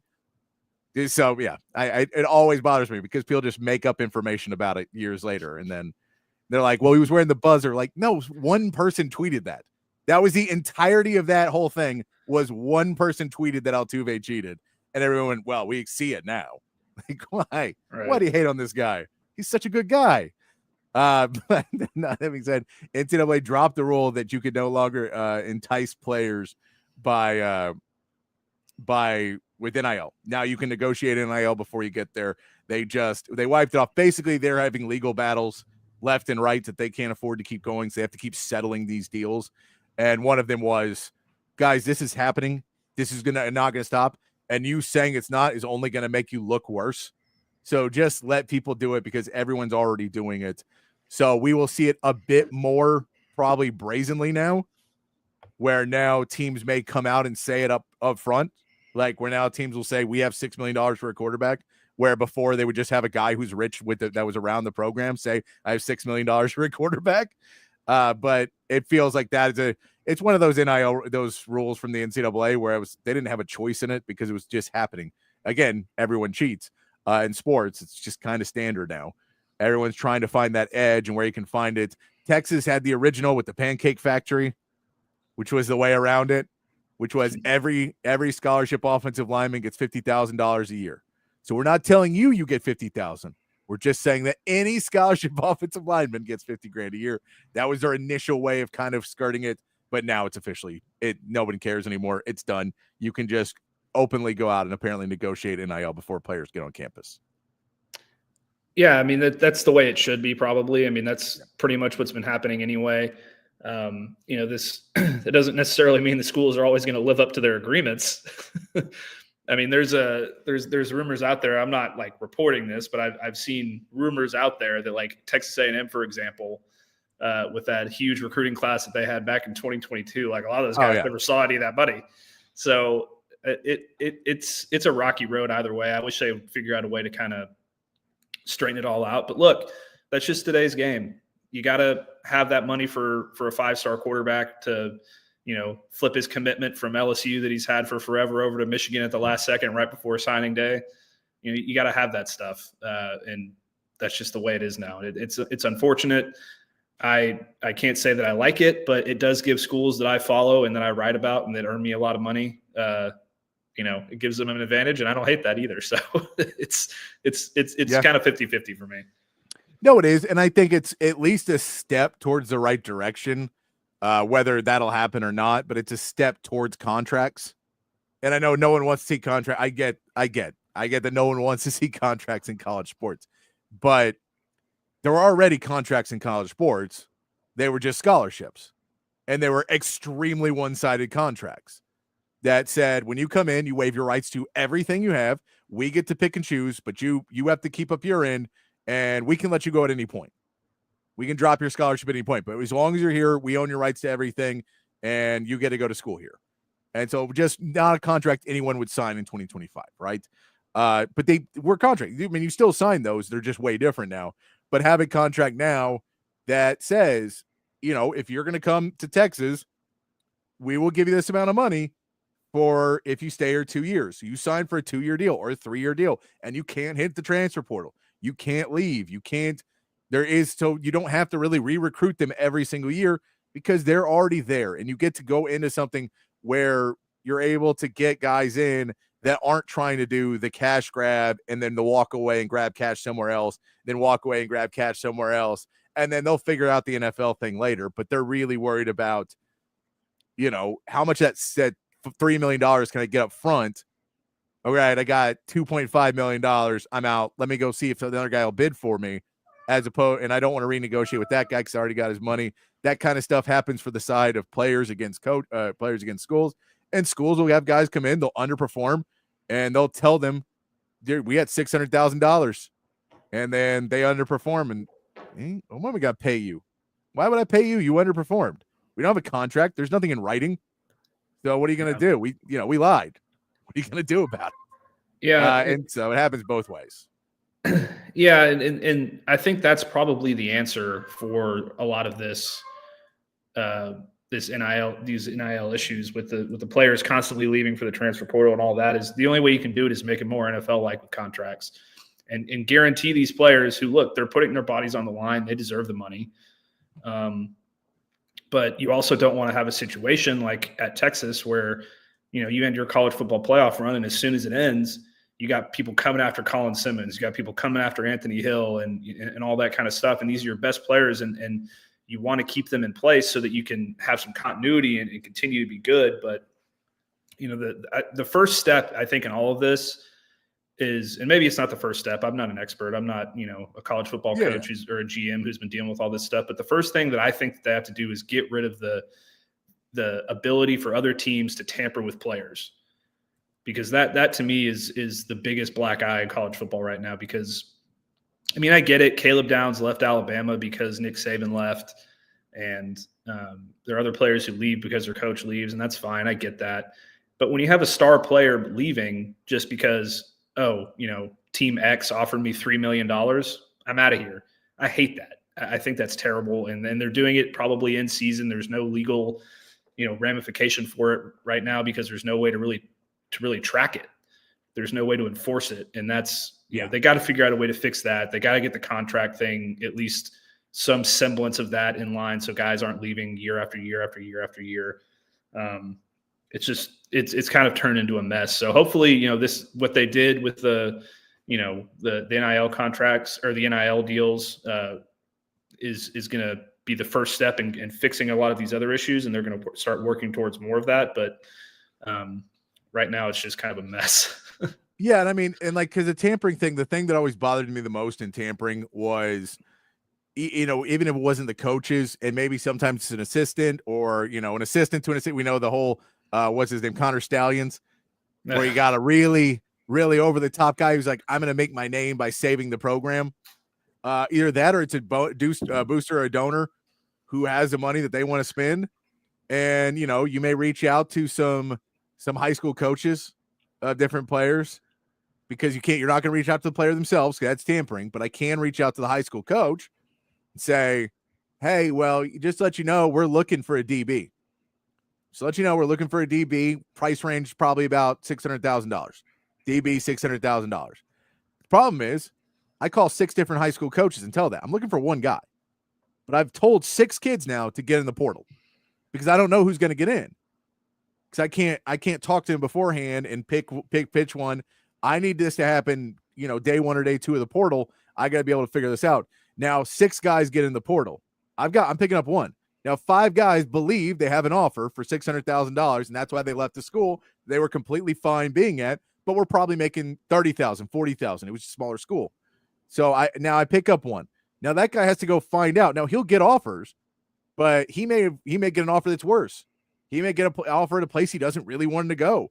A school that, he was trying to get an education because he's not an NFL caliber player.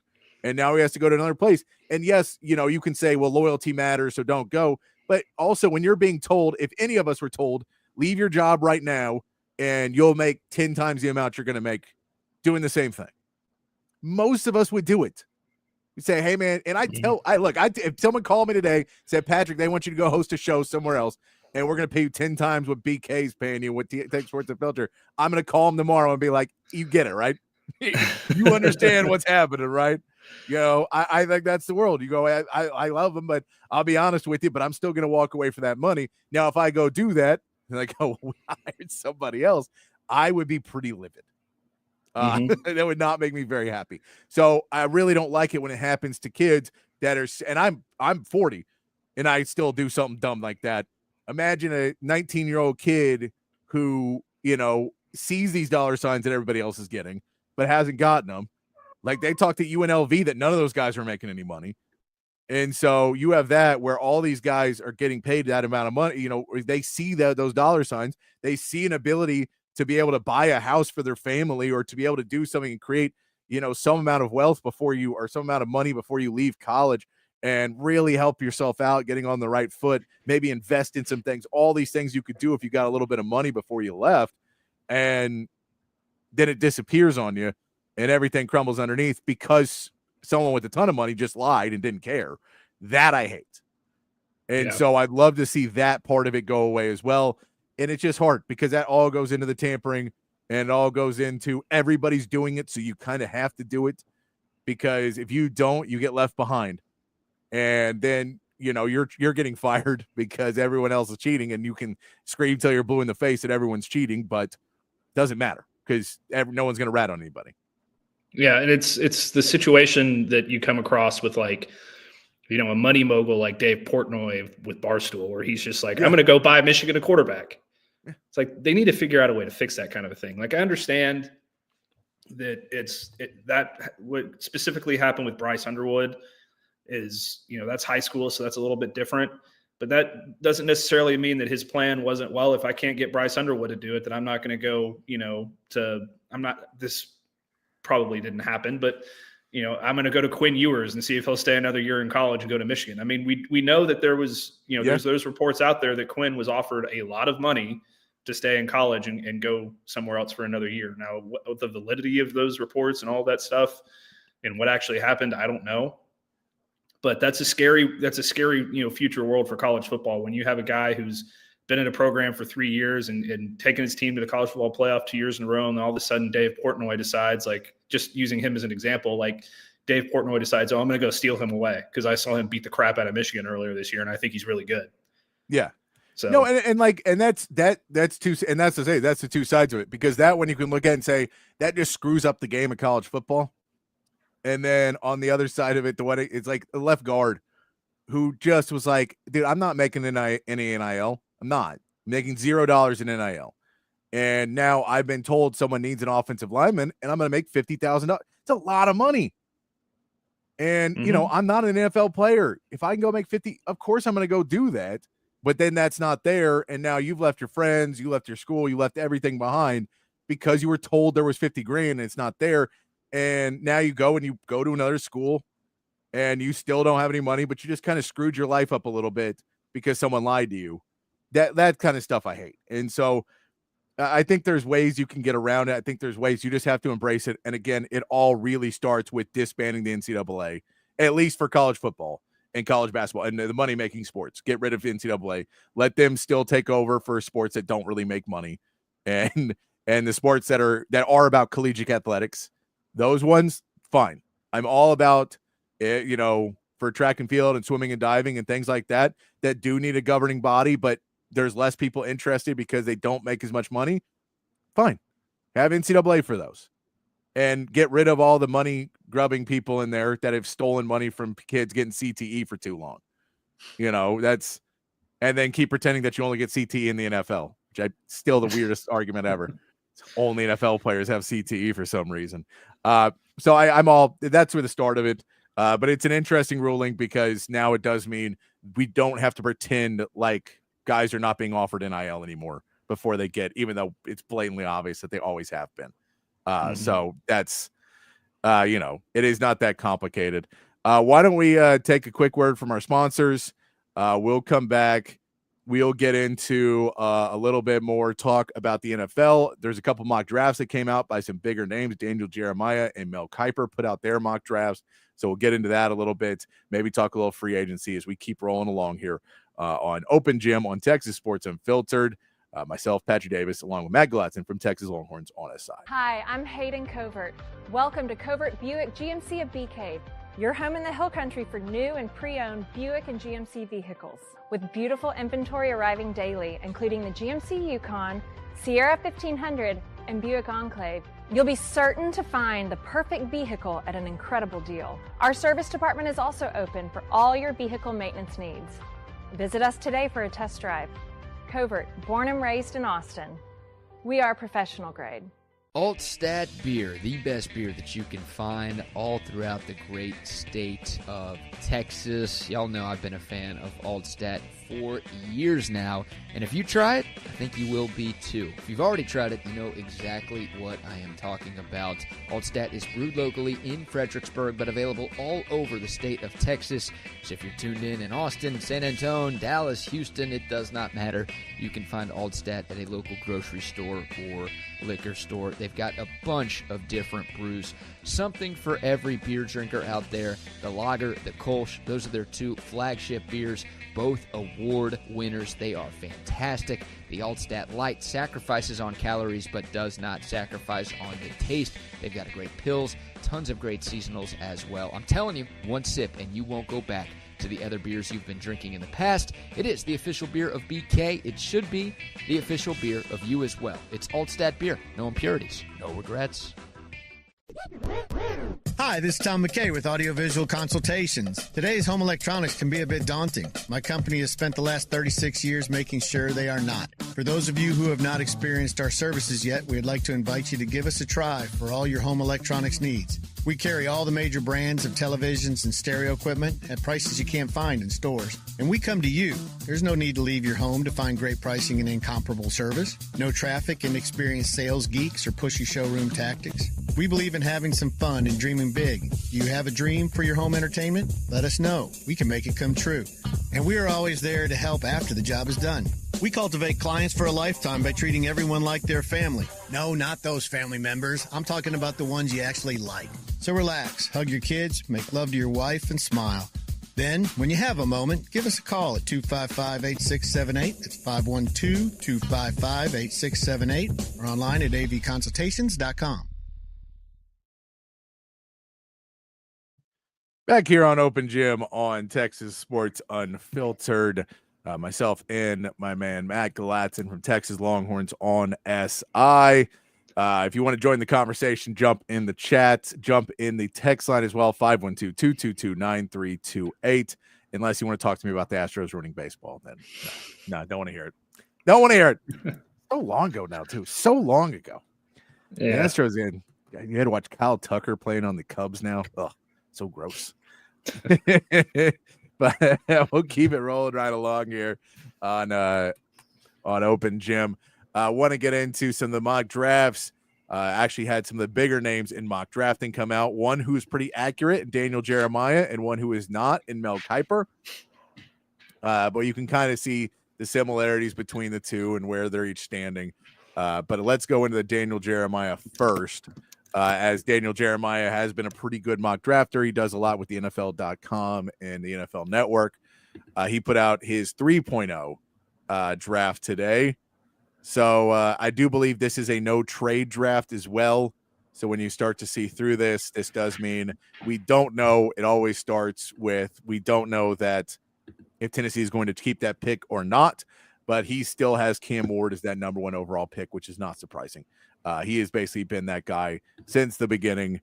We think that whether Tennessee keeps the number 1 pick or trades it, Cam Ward is probably going number 1. Yeah, I mean, it seems like a lock at this point.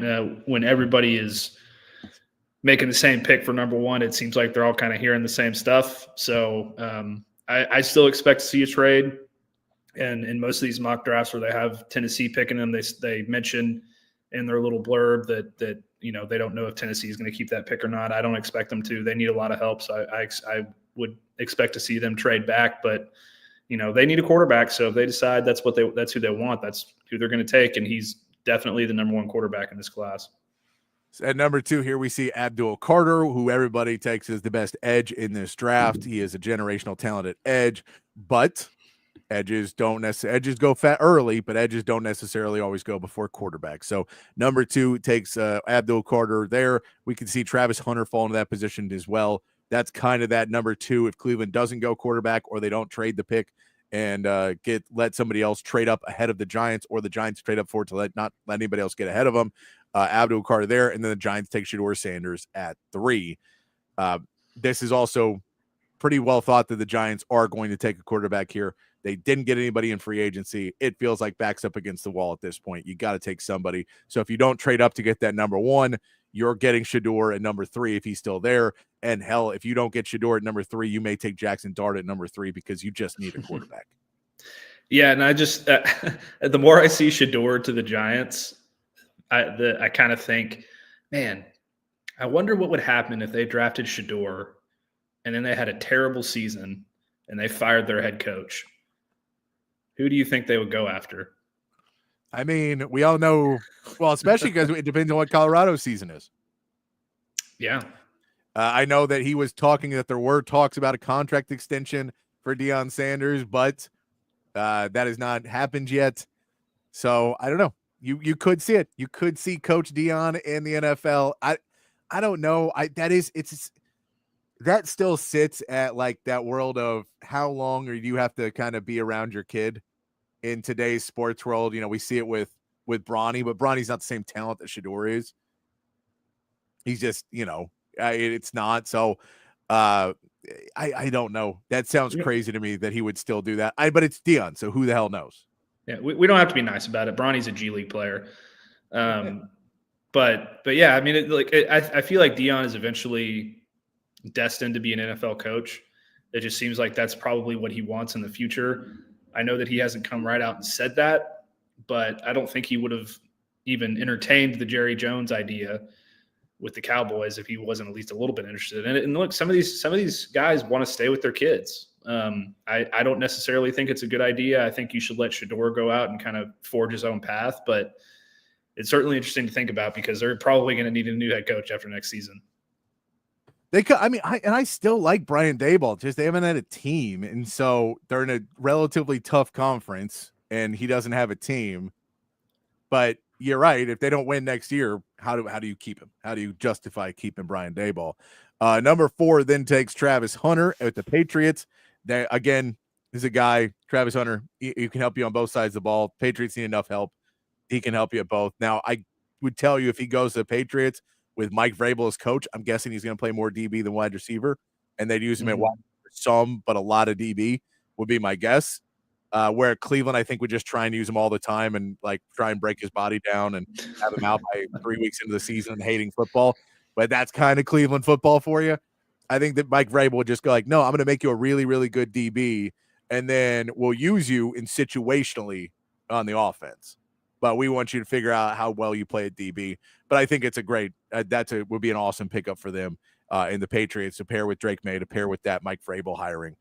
Feels like a good pickup there. And then we see Jacksonville going with Jelon Walker, the edge there to Jacksonville. And then the Raiders taking Ashton Jeanty at number 6.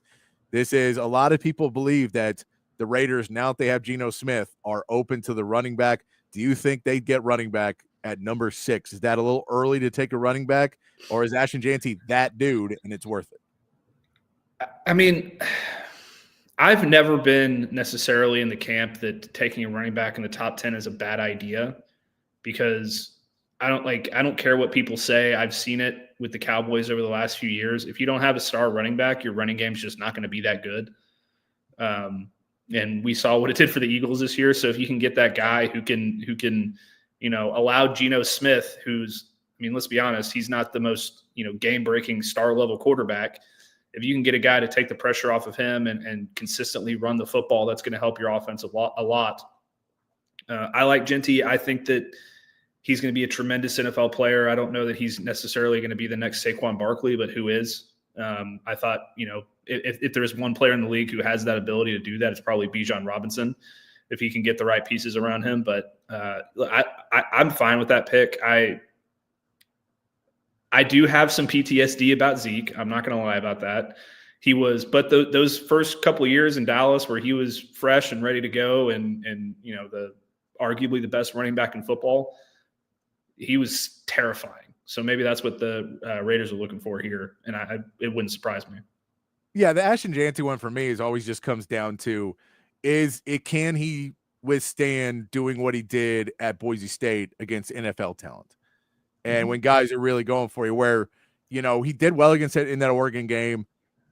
He just, and it felt like at the end of the season, maybe he was a little bit slower, that when all the eyes were on him, it wasn't necessarily the pressure. It was just, you're just beat up and they're running you a ton. Now they sat him in second halves with plenty of these games because he would have 250 yards in the first half, just dominating. But I just don't know. And not say he can't, but there isn't really that sample size of him playing at the Power 4 level, really, and see if he can go against the best talent in the league. So it's a little bit questionable for me to take him at 6. I think there's guys that you can put into a system. But if you want to build a system of let's get defense, let's build around defense, let's build around toughness, we're going to run the football, we're going to control game clock, we want to do that. Ashton Jeanty makes sense if you're trying to run that kind of style of football. And you know that he's going to have Marshawn Lynch helping him out along the way because Marshawn loves Pete Carroll. So I'm sure that Marshawn will show up there in Oakland or in Vegas and help him out some. Yeah, just don't let him take Hennessy shots before games, and they'll be in good shape. Hennessy and Skittles, man. Hennessy and Skittles. Number 7, we get our first offensive tackle off the board, and it's Armand Mimbo. He is the first tackle off the board in this Daniel Jeremiah list. He has him going there. Panthers taking Mason Graham at number 8. Giod Campbell, the linebacker out of Alabama, at number 9 to New Orleans. And then Will Campbell at number 10 to Chicago. So he has 2 offensive tackles already off the board here for number 10. Kelvin Banks not in his top 2 tackles taken.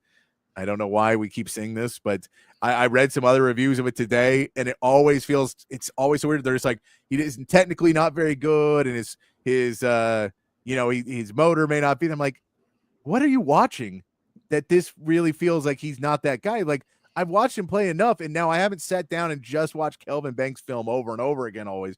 But I can also tell you pretty much everyone who played against Kelvin Banks would be like, oh, that's the best guy I ever played against. And I feel like you would take that at his line. And like for the Texans, I've seen Texans fans who are not sold on Kelvin Banks at 25, which blows my mind. But then you're like, well, ask the other guy on the side who was the toughest left tackle he faced.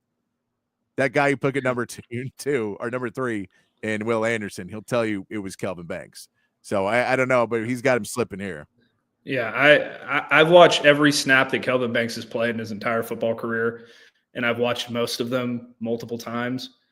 And to tell me that he's not a top 2 tackle in college football, I just don't buy it. I don't know what these guys are seeing.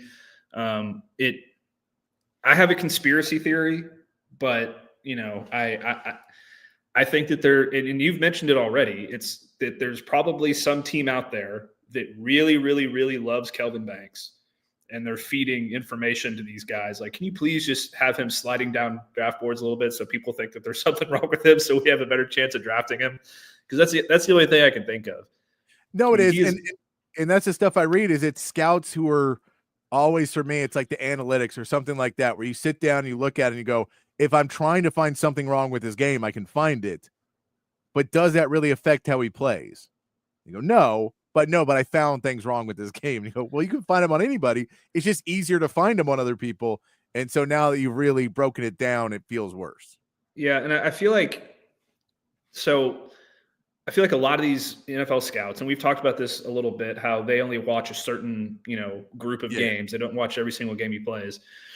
I feel like it seems to me, at least, that a lot of the games that they watched were Texas A&M and post Texas A&M, when he wasn't 100% healthy, and maybe he was worn down a little bit, didn't have the same mobility, kind of had to take a couple plays off just because, hey, my ankle's really bothering me. If we're running the football here, I'm just gonna reel it back a little bit so that on this pass play in a play or two, I can kind of really get back and I'm a little bit more comfortable or something like that. I feel like they're kind of sticking to those Texas A&M, Georgia, Clemson, Ohio State games, Arizona State games, and look, he played against incredible competition in those games. He didn't play against Georgia in the SEC championship, but he played against Jalen Walker and McCall Williams earlier in the season. He played against JT Tuamalo and Jack Sawyer against Ohio State. So those are guys that are going to give him problems because they're NFL players.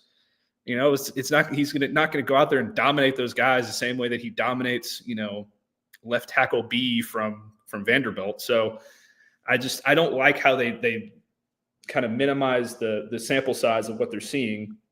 And some of the games they're watching are him, when he's not at 100%. And I think, oh, this guy's not what everybody said he's advertised to be. It's just BS to me. Yeah, and I think there's probably also, you're watching games and, you get the Manny Muhammad part a little bit too, where guys are not going to attack him because so we're like, we'll go on the other side, or we'll change lineups and we'll attack in other ways and we'll blitz in other places because we don't necessarily just want to attack Kelvin Banks over and over again. So maybe he won't get those, and he'll get matchups with guys that he can handle pretty easily. So they can say, well, his technique's a little off. Go, well, is the guy 6 feet away from the quarterback? Yeah, he's not even close to the quarterback. I think he's okay then. And I know you'd want to see perfect technique and you want to be a robot, but playing 3 years, probably you're going to get a few plays that aren't like that. I get it somewhat. I just, I kind of put it down somewhat to the, when you watch a foul and you can just tell it's a foul and you watch it, you go, oh, but then you watch a foul in slow-mo and you go, oh, that's a really bad foul. I think if you watch Kelvin Banks in slow motion and you really break it down, yeah, you'll find things wrong with it. But if you play it in real time, he's fine. And I think you're watching some of these guys in real time, and then you're scouting Kelvin Banks in slow-mo because you want to find the things because he is who he's been. And so maybe they're trying to find him. It became the hot take now that he is sliding down the board that a lot of people are going with. But I don't get it. I still don't think he gets past 10. And if he does, I don't see him getting past 12. But we'll see. We will see when that draft comes up. Continuing going down this mock draft of Daniel Jeremiah's. Then we get our first Texas player off the board at number 11. This is becoming more of a popular pick of Jahdae Barron to San Francisco as they are trying to rebuild this defense a little bit. He fits into that. We talked about it yesterday. He just fits into what the Carolina or what the 49ers like to do. And I mean, we know what he is as a player. And when you talk about trying to rebuild a defense and putting really, solid players that you think can become leaders in your locker room and be everything else for you, Jahdae Barron just fits it in every level. Yeah, and we've talked about this plenty about his positional versatility, but when you're a team like the 49ers who have lost so much in free agency off of that roster, you need to find guys that, maybe we need to fill this, we need this guy to fill a couple roles. every game. He's not just going to be a field corner all day and go cover one side of the field. We can move him into the slot. We can have him track a receiver anywhere on the field. Like as we know, the Cowboys put CeeDee Lamb everywhere on the field. So you want to have a guy who can defend anywhere on the field. And, Barron's certainly that. He's a tremendous leader in the locker room. He's a real stand-up kid. He's going to work hard each and every day. And that's kind of the culture that they have in San Francisco anyway. So I think it's a tremendous fit. I would love to see it, even though I hate the 49ers so much. And it's just one of those teams that I don't want to see any Texas players go to ever. But in terms of a fit for him, it's great. Yeah, like I get you on that. But I mean, they have a Texas player as a coach.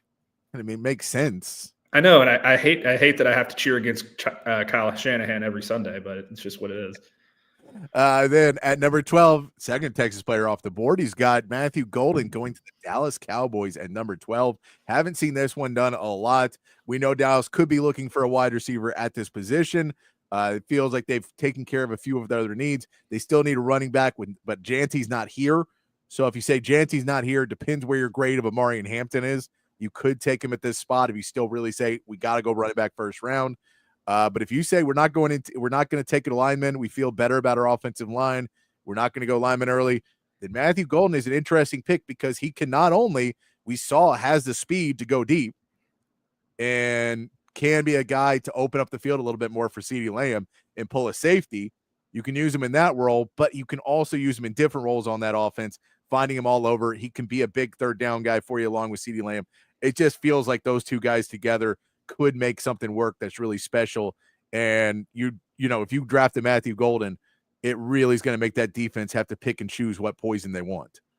Yeah, the big issue for the Cowboys this year in their passing game was that CeeDee Lamb was sort of always double covered or always the focus of the defense in the passing game. So if you can find another guy who can just kill you in short yardage, short passes, or he can kill you in the middle of the field, or he can burn you deep, a guy that's very versatile in that sense and those kinds of things, it's great. But what sets Matthew Golden apart from, some of these other receivers in this class, I mean, I haven't watched a ton of McMillan because he plays in the West Coast and their games are seemingly always at 10 o'clock at night for me. But, I've seen Matthew Golden come up in the clutch time and time and time and time again. And that's something that the Cowboys desperately need, a guy you can rely on who, look, in his rookie season, a lot of these NFL teams are going to look over at CeeDee Lamb and clutch situations and be like, all right, I don't care who's over there. We're going to double this guy because of, we've seen everything he can do. And now you bring in Matthew Golden, who can catch anything, who can catch contested balls, who can burn you over the top. And he's always at the right place at the right time. And he's a good downfield blocker too. So, he can do all of the things, and the Cowboys really need that kind of versatility at the position. Yeah, I mean, once we saw Dalton Schultz leave, I think that there's been kind of that hole for that third down guy where CeeDee Lamb's great, but if they're double covering him and there's no real threat of a run, what are you going to do? Because they know nothing's going to happen. They know where you're going, and they know your guy. So if you add somebody else that you feel confident can make those third down grabs, he's got really sure hands. So I don't mind that pick at all for the Dallas Cowboys. It'd be great to see. That would be two top 15 players for Texas on this one. Not Kelvin Banks in this one, but Jahdae Barron and Matthew Golden.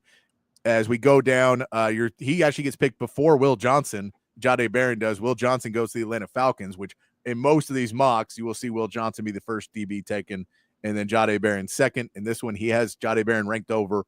There's some scouts and some people that are just all on board. Jahdae Barron is the guy because of what he can do. So an interesting piece to see there. As we keep rolling down on this mock draft from Daniel Jeremiah, we see the Broncos take their second running back in this draft with Marion Hampton going to Denver. This now takes it to where, is there going to be a run? You do have to worry a little bit more if you're the Cowboys and you see Marion Hampton go at 20. That now you're a little bit more worried. How many guys do you have that grade of where we really need to get somebody? So if you don't take somebody at 12, it feels like it's going to be a little bit more clinch butthole. Just a little bit more for the Dallas Cowboys fans. It's like you cannot go into the next season with Javonte Williams and Miles Sanders as your two running backs. That cannot be the case. Come on, guys. You got to go out and get one. Then number 21, Jackson Dart going to Pittsburgh. This falls into Does Pittsburgh just have to go to a quarterback no matter what? So if Jackson Dart's there, you just have to go get one. Like, you cannot wait for a quarterback. There's no other option. You just trade all this stuff for DK Metcalf. You got your defensive player Cam Hayward saying, "I don't care. I do not care about Aaron Rodgers. If he wants to show up and play, tell him to show up and play. But we don't care." Love that, by the way. No, I think everybody agrees with it, and it's so all those pieces that you have going for it. And so for the Steelers, is this a place where the Steelers have to take a quarterback? I think you do, because it seems like they're a quarterback away from competing, right? I mean, that's kind of the one thing that they're missing. And I'll tell you this, after watching Jackson Dart for the last couple of years, the receivers they have with DK Metcalf and what's the other guy's name? George Pickens. George Pickens. Those guys are downfield threats. There might not be maybe Cam Ward, but there might not be a guy who can throw the ball downfield better in this draft than Jackson Dart. So maybe they're kind of looking at that and they're like, okay, he's a hell of a fit with these receivers. And he also fits their culture very well. He's super tough. He never takes plays off, in terms of like, he's always going to put his head down and run the football. He's not going to throw very many away, which can be an issue, but he's going to put his head down and run the football. And he's not the guy that's going to slide either. He's going to run you over. And I think Pittsburgh fans would really kind of endear themselves to him for that. And it seems like a really great fit. If I had to put my money on Pittsburgh picking a quarterback, Jackson Dart would be the guy that I see them picking, even if it was earlier in the draft. Because at 21, you can't. It's really hard to trade up from 21 up to being the number 2 pick, which is what you probably have to do. Because number 1, I don't know what you could offer Tennessee. Now, Tennessee's general managers have made some dumb decisions, but I don't think you'd have enough to offer. I mean, you're talking about giving up basically your future first rounders for a while to go get a guy that's still not a sure thing in Cam Ward.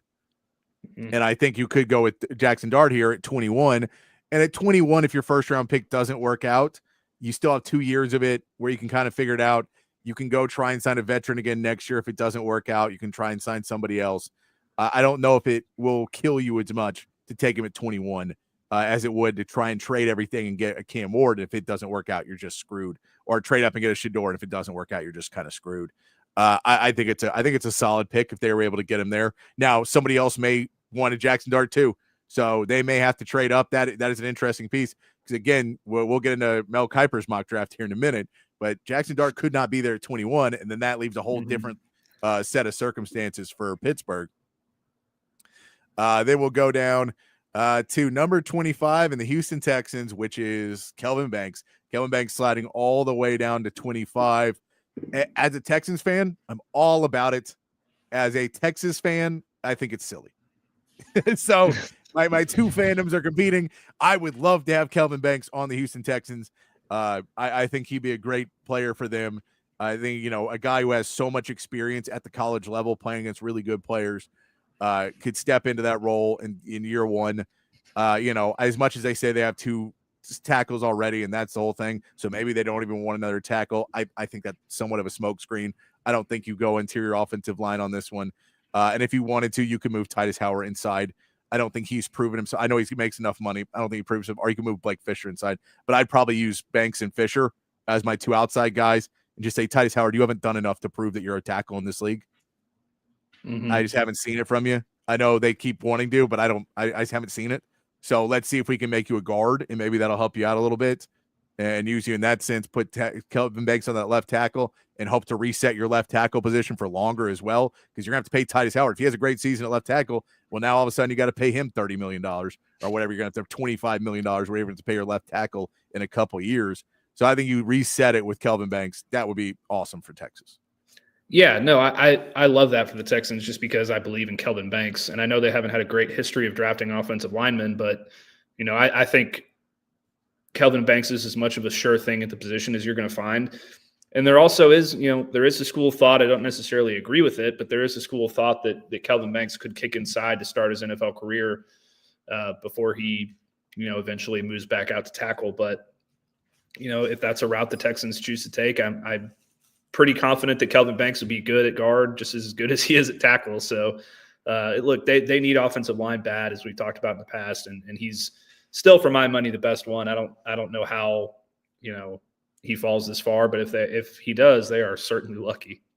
Yeah, and he still has Josh Simmons, the offensive tackle from Ohio State, that a lot of people have ranked pretty high. He hasn't fallen all the way to Kansas City at 31, which I'm sure Kansas City would be all about.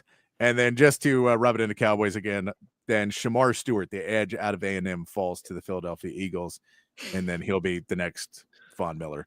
But okay. I think that Shamar Stewart is a very, very talented player. Yeah. I've watched, just like I've watched every snap of Kelvin Banks, I've watched every snap of Shamar Stewart, and the numbers just aren't there. Finish off. His impact has just not been there. I think he's very talented and he has a chance to be very good, but he never really did very much to impact the game at the college level. So if the Eagles pick Shamar Stewart, maybe they can mold him into something that he wasn't at Texas A&M. They're they do a hell of a job of developing talent, so maybe they can. But I would probably go Walter Nolan, and that would really make me cry. But here we are. No, and that's what I'm laughing is the Shamar Stewart one is, wow, that's a guy that I feel would probably fail on 25 to 30 teams in the NFL. But if there's one where it feels like he would slide and then they would just be like, oh, no, we made him into an all-pro. Like, come on, how many times? They just find a guy he's very, very talented, but he hasn't been able to put it together. Mm-hmm. And where do guys that are very, very talented but haven't been able to put it together thrive? Philly. Well, I'm pretty sure you could just go to the NFL draft and the NFL could be like, okay, here's the 10 players that you're getting this year. You don't get to pick. They would still turn like 3 of them into all pros. That's probably true. Let's look at the Mel Kiper one real quick. Mel Kiper, not as good. He is the innovator of the mock draft. He is the guy who made an industry out of it and made it a job for so many other people, but also is not that super accurate. He is much more a hot take guy at this point of his career. But we will look and see what Mel Kiper says as well, just to get a baseline of adding other picks. This is another big name that's on the board, though. Tennessee Titans take Cam Ward. Again, we're not sure if the Titans keep it, but it feels like Cam Ward at this point is the number 1 overall pick. He's got Abdul Carter going number 2 as well, and Shador number 3, Travis Hunter number 4, all the same as Daniel Jeremiah. You also get Ashton Janty at 6 to Las Vegas, which we've already seen. And then we see the first big skew that he puts in here. He has New Orleans at number 9, taking Jackson Dart. He has them saying, we know we need a new quarterback. This one would not surprise me either. You have a new coach. You have everything set. You want to take the best quarterback. If they feel they can make it work with Jackson Dart, then this would not surprise me to see him go all the way up to number 9, because quarterbacks go high in the NFL draft. Yeah, and this is kind of a trend that we've been seeing over the last few years. Bo Nix, really going all the way back to Patrick Mahomes. Daniel Jones is in this mix. Mitch Trubisky kind of is in this mix. Mac Jones, like guys that we think are really good, but they just go way higher than we expect them to go. And it seems to happen every year at this point. It worked out with Bo Nix. Obviously, it worked out with Patrick Mahomes. JJ McCarthy is another one that's interesting, but a lot of times they don't work out either, because you're taking a big swing. And if you miss on that big swing, then you're setting your franchise back. And, that's a whole nother issue. But look, if Kellen Moore really, really likes Jackson Dart and he feels like that's his guy and he wants to get him in there and he wants a new start and all this stuff, then go for it. I don't have a problem with a first-year coach taking a big swing and trying to, kind of jumpstart his franchise with a super talented player. And if it's a team that you're on your last leg like the Giants and you do something like that, that's one thing. But if the Saints, they don't have a lot of money to mess around with in free agency, because they're kind of cap hell right now. No, and they restructured Derek Carr so he could stay, and they did this stuff. But also, if you can have the competition of Derek Carr versus Jackson, that's a competition. That's a fine one. And if it doesn't work out, Derek Carr's gone next year. You start Jackson Dart a year later. And you just get a year with him. But that would not surprise me. So Pittsburgh may be a little bit more screwed if that happens, because now there's not that guy, and now you're having to go to quarterback who's probably not ready to start year one. I think Jackson Dart's your best chance to get a quarterback who may be able to start year one. Going over to number 11, then the first offensive tackle, Armand Mimbo, is his first offensive tackle off the board to San Francisco. And at number 12, Amarian Hampton to the Cowboys. This isn't that surprising either. They need a running back. Everybody knows they need a running back. This goes about where do you grade Amarian Hampton? Is he a first-round talent?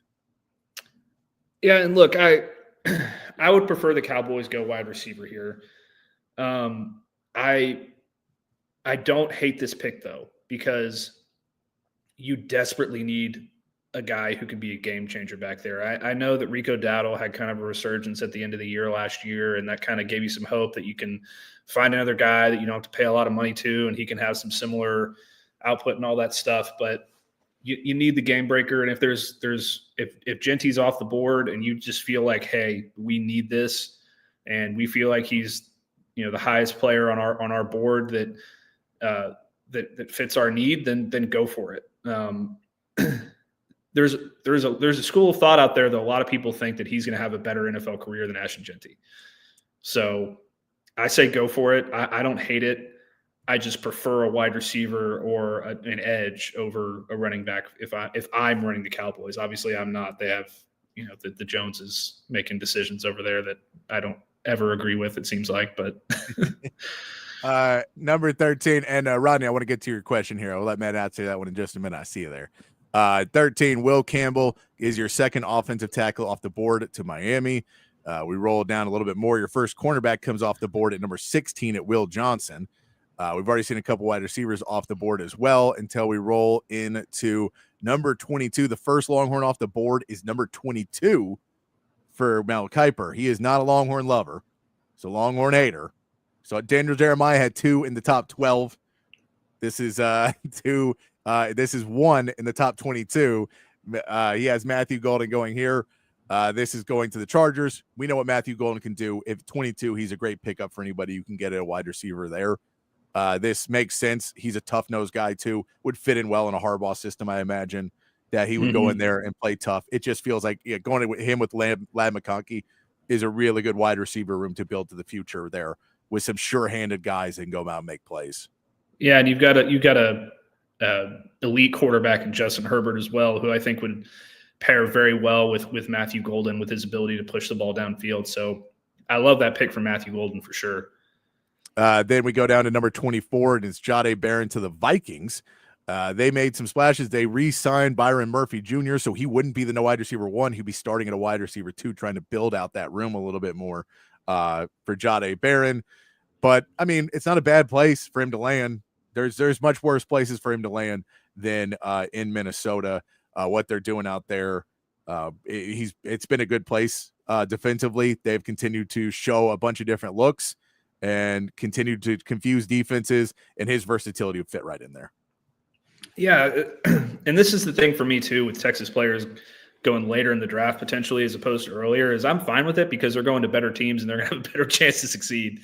There's not going to be a lot of places where Barron could go in and have not a lot of pressure on his shoulders to perform and still have a good rookie season. Minnesota's one of them because they have an elite defense. So I love that for him.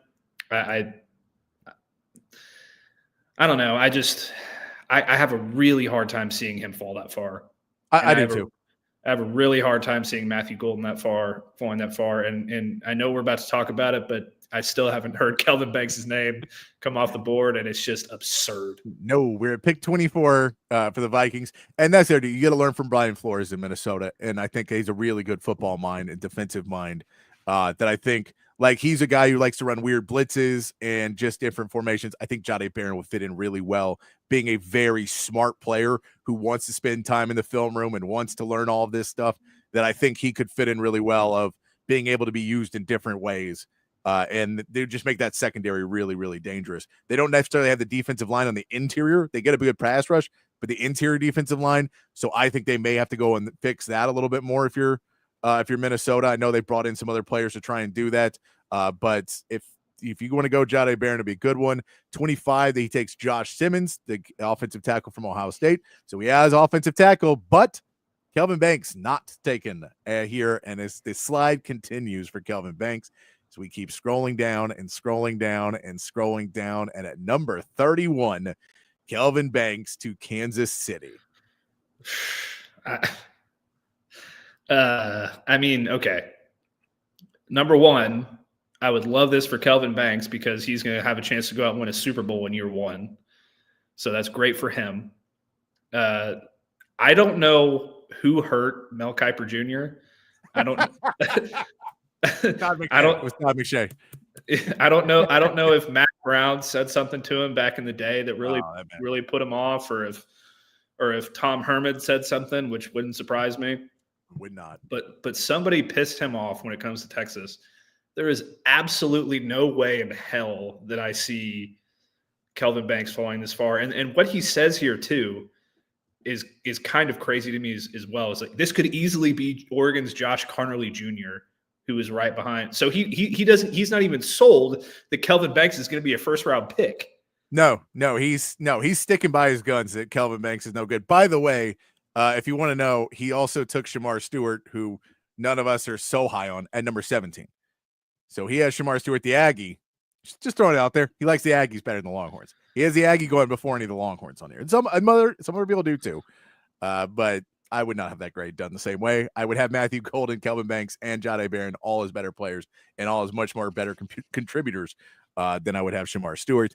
But yeah, he at 31 still basically says, I put him in here because if I didn't put him in, I think it would be less of a slight than if I put him at 31. So I just didn't put him in. You maybe think I forgot about him. Well, I remembered. I don't like him.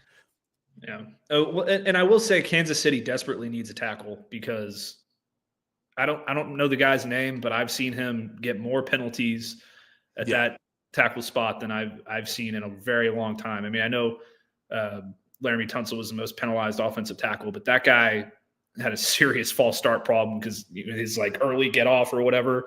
That drove me crazy. So maybe they really need a tackle and all that stuff, but it's not going to be Kelvin Banks. I'm sorry, Mel. This is like his Jimmy Clausen. This is like the opposite of his Jimmy Clausen thing, where he's like, Jimmy Clausen's going to be a surefire NFL star, and then and now he just hates Kelvin Banks, who for my money is the best tackle in the draft. But yeah, I knew that this draft had a red flag behind it when I saw that the first tackle didn't come off the board until what was it? 10, right? Or 11. And it's the Missouri guy. Give me a break. No, but he does have your boy Walter Nolan at number 32 to the Eagles. Just always. The good news is now it won't happen because Mel Kiper said it. So that's true. That gives me some hope. Why don't we answer this question for Rodney Smith before we take a quick break? Rodney asked, Matt, you seem to be a Cowboys fan. Have you heard the theory that Jerry keeps the Cowboys mediocre to just making the playoffs because it's where the team can be most profitable? Something about when you're mid to low range, you get to keep more stadium revenue, blah, blah, blah. Matt, I know you cover the Cowboys as well. So have you seen this? Have you heard this theory? And where do you stand on the Jerry Jones is actively not trying to win a Super Bowl? I would say that it wouldn't surprise me if it was true. I will say that. I don't think it's true. I think that, and I hope I don't get fired for saying this from my other job, but I just think that Stephen Jones and Jerry Jones have no idea what they're doing anymore because they're stuck in the 90s mentality of, draft and develop and don't pay free agents and don't strap yourself financially and all that stuff. And, I don't think that's true. I think it's more of a case of them not being good at their jobs as opposed to having some crazy business idea where they make more money by staying in that range. From my personal experience in being around, covering the franchise for a long time, I do think that Jerry wants to win a Super Bowl. I just don't think that he knows how to do it anymore. And I think that's the issue. Yeah, and I think Jerry wants to win a Super Bowl his way. Right, exactly. He wants to do it his way. He wants to be the guy. He wants to be able to say, I did it. You guys were all wrong. I did it. And not, hey, guys were right. I need to hire somebody. And then we won a Super Bowl. He doesn't want it. He wants to be the guy to be standing on there that holds that trophy as the owner, as the GM, as the coach, as the star quarterback, as the kicker, the punt returner. He wants all of it. He doesn't want to pass the trophy to anybody. Yeah. And Stephen Jones is not even going to get to look at it. Yeah, and I think he's kind of tired of the narrative too that Jimmy Johnson won that Super Bowl and he didn't. He was tired of that narrative before it started. Yeah, I think that was the whole rift going back in the day, was that he was jealous of what Jimmy was doing and he wanted all the credit. I mean, I can't confirm that because I'm not a Dallas Cowboys insider, but I have a feeling that he wants to shake that and he wants to do it his way, and he's not going to listen to anybody until he gets it. He's just, Tank Lawrence is right. He's not going to get it.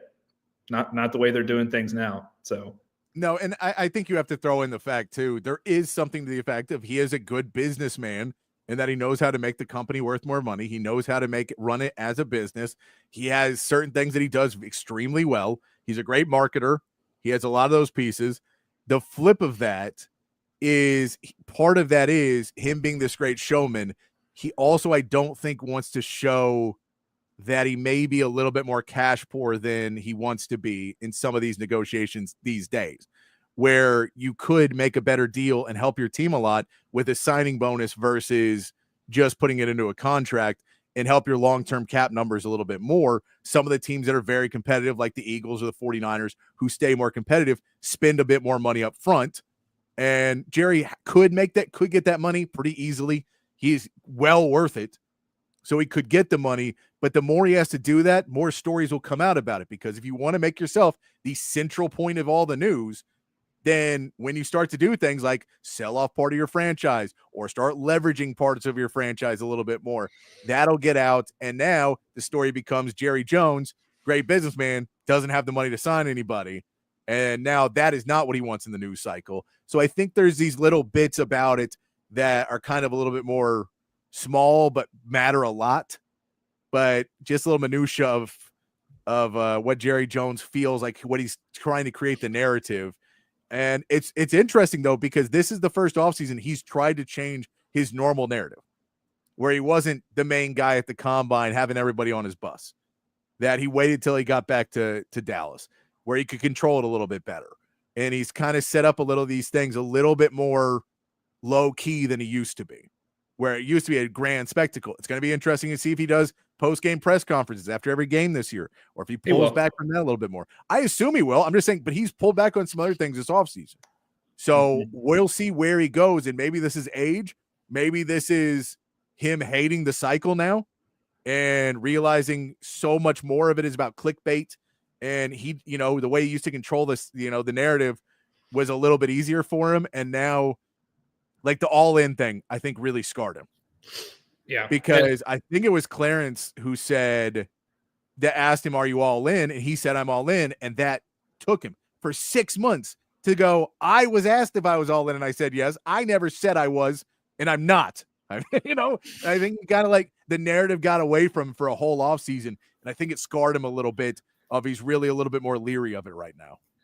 Yeah. And a great example of that is when he was on the radio earlier this year in Dallas, and he got challenged about that statement about him being all in, and he threatened those guys' jobs. He got super pissed, and he went after them, and he was doing it to try to intimidate them and kind of stand his ground and be like, I'm the boss, I'm running the show. And it really just came back on him is like, what is wrong with this guy?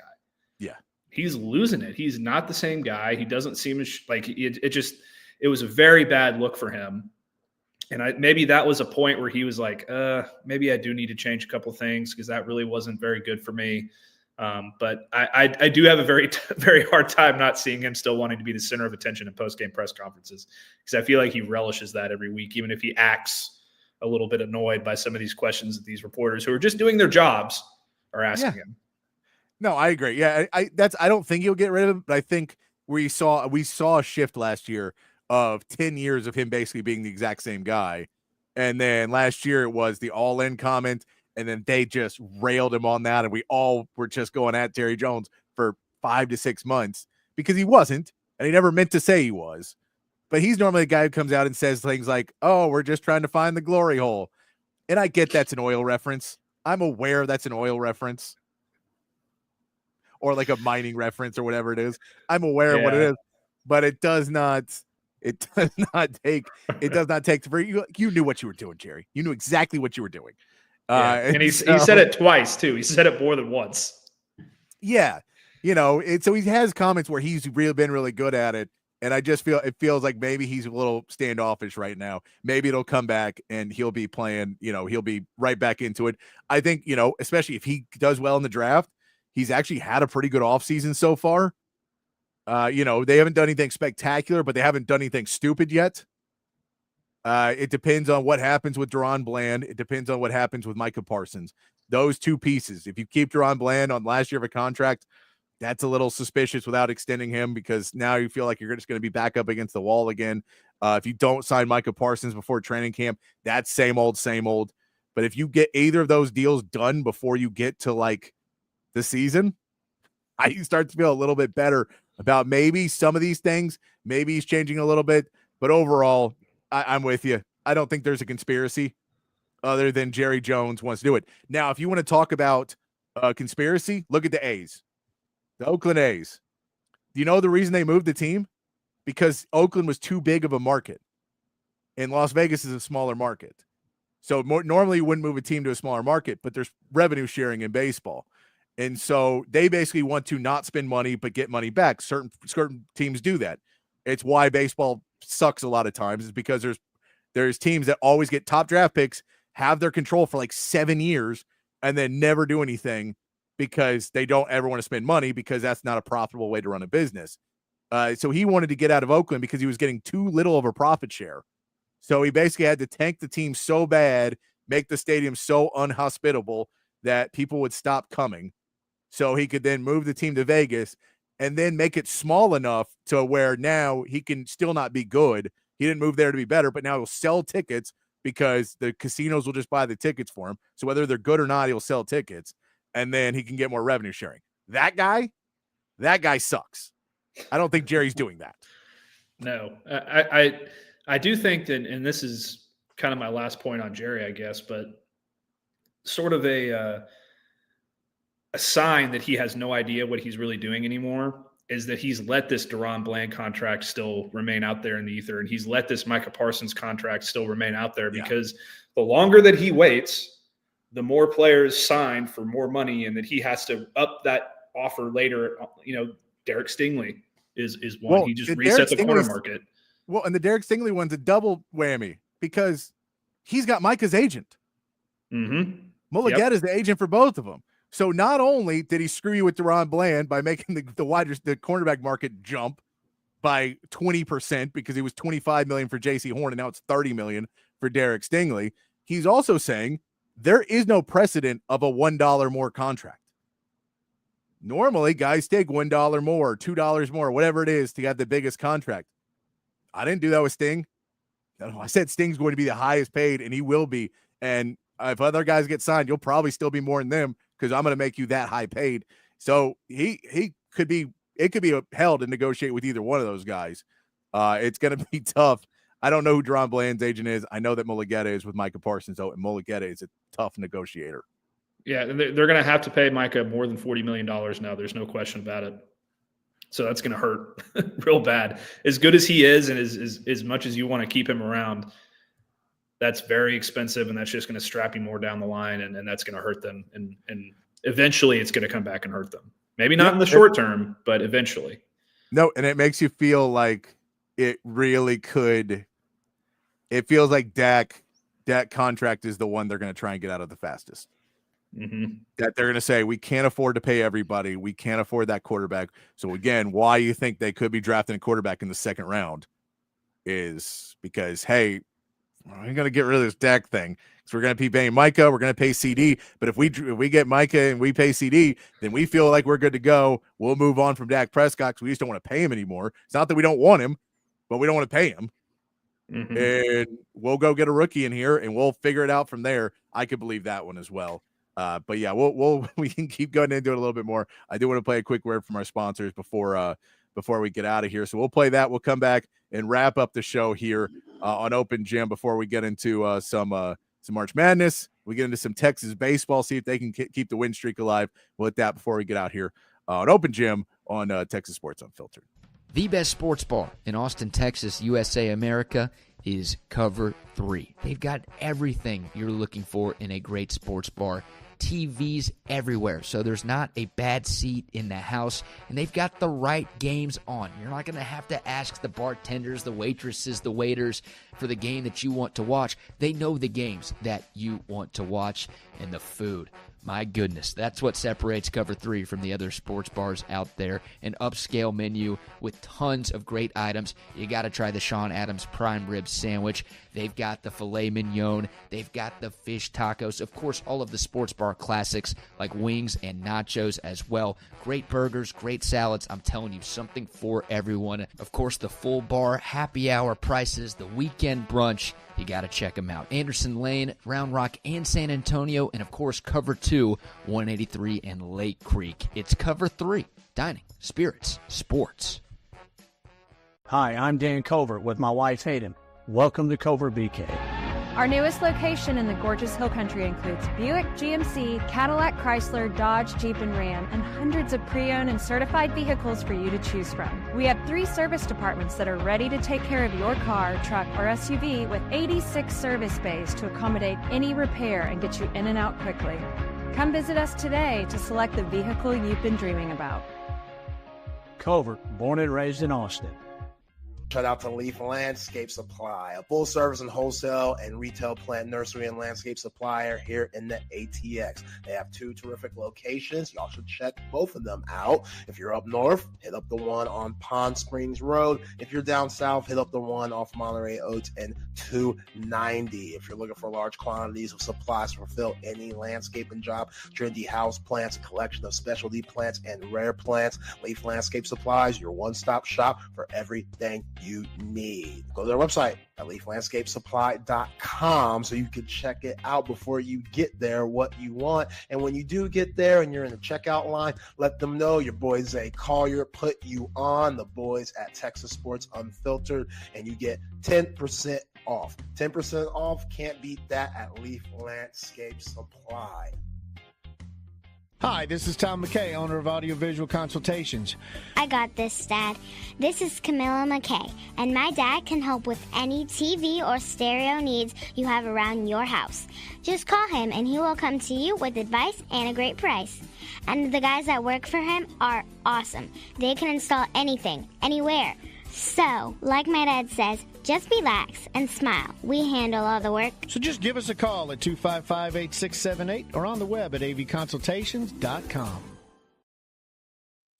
Back here on Open Gym, wrap things up here on a Tuesday afternoon. Myself, Patrick Davis, along with Matt Galatzan from Texas Longhorns on SI. Rolling along, we get into some March Madness tonight. Texas baseball also taking the mound taking the field against UTSA.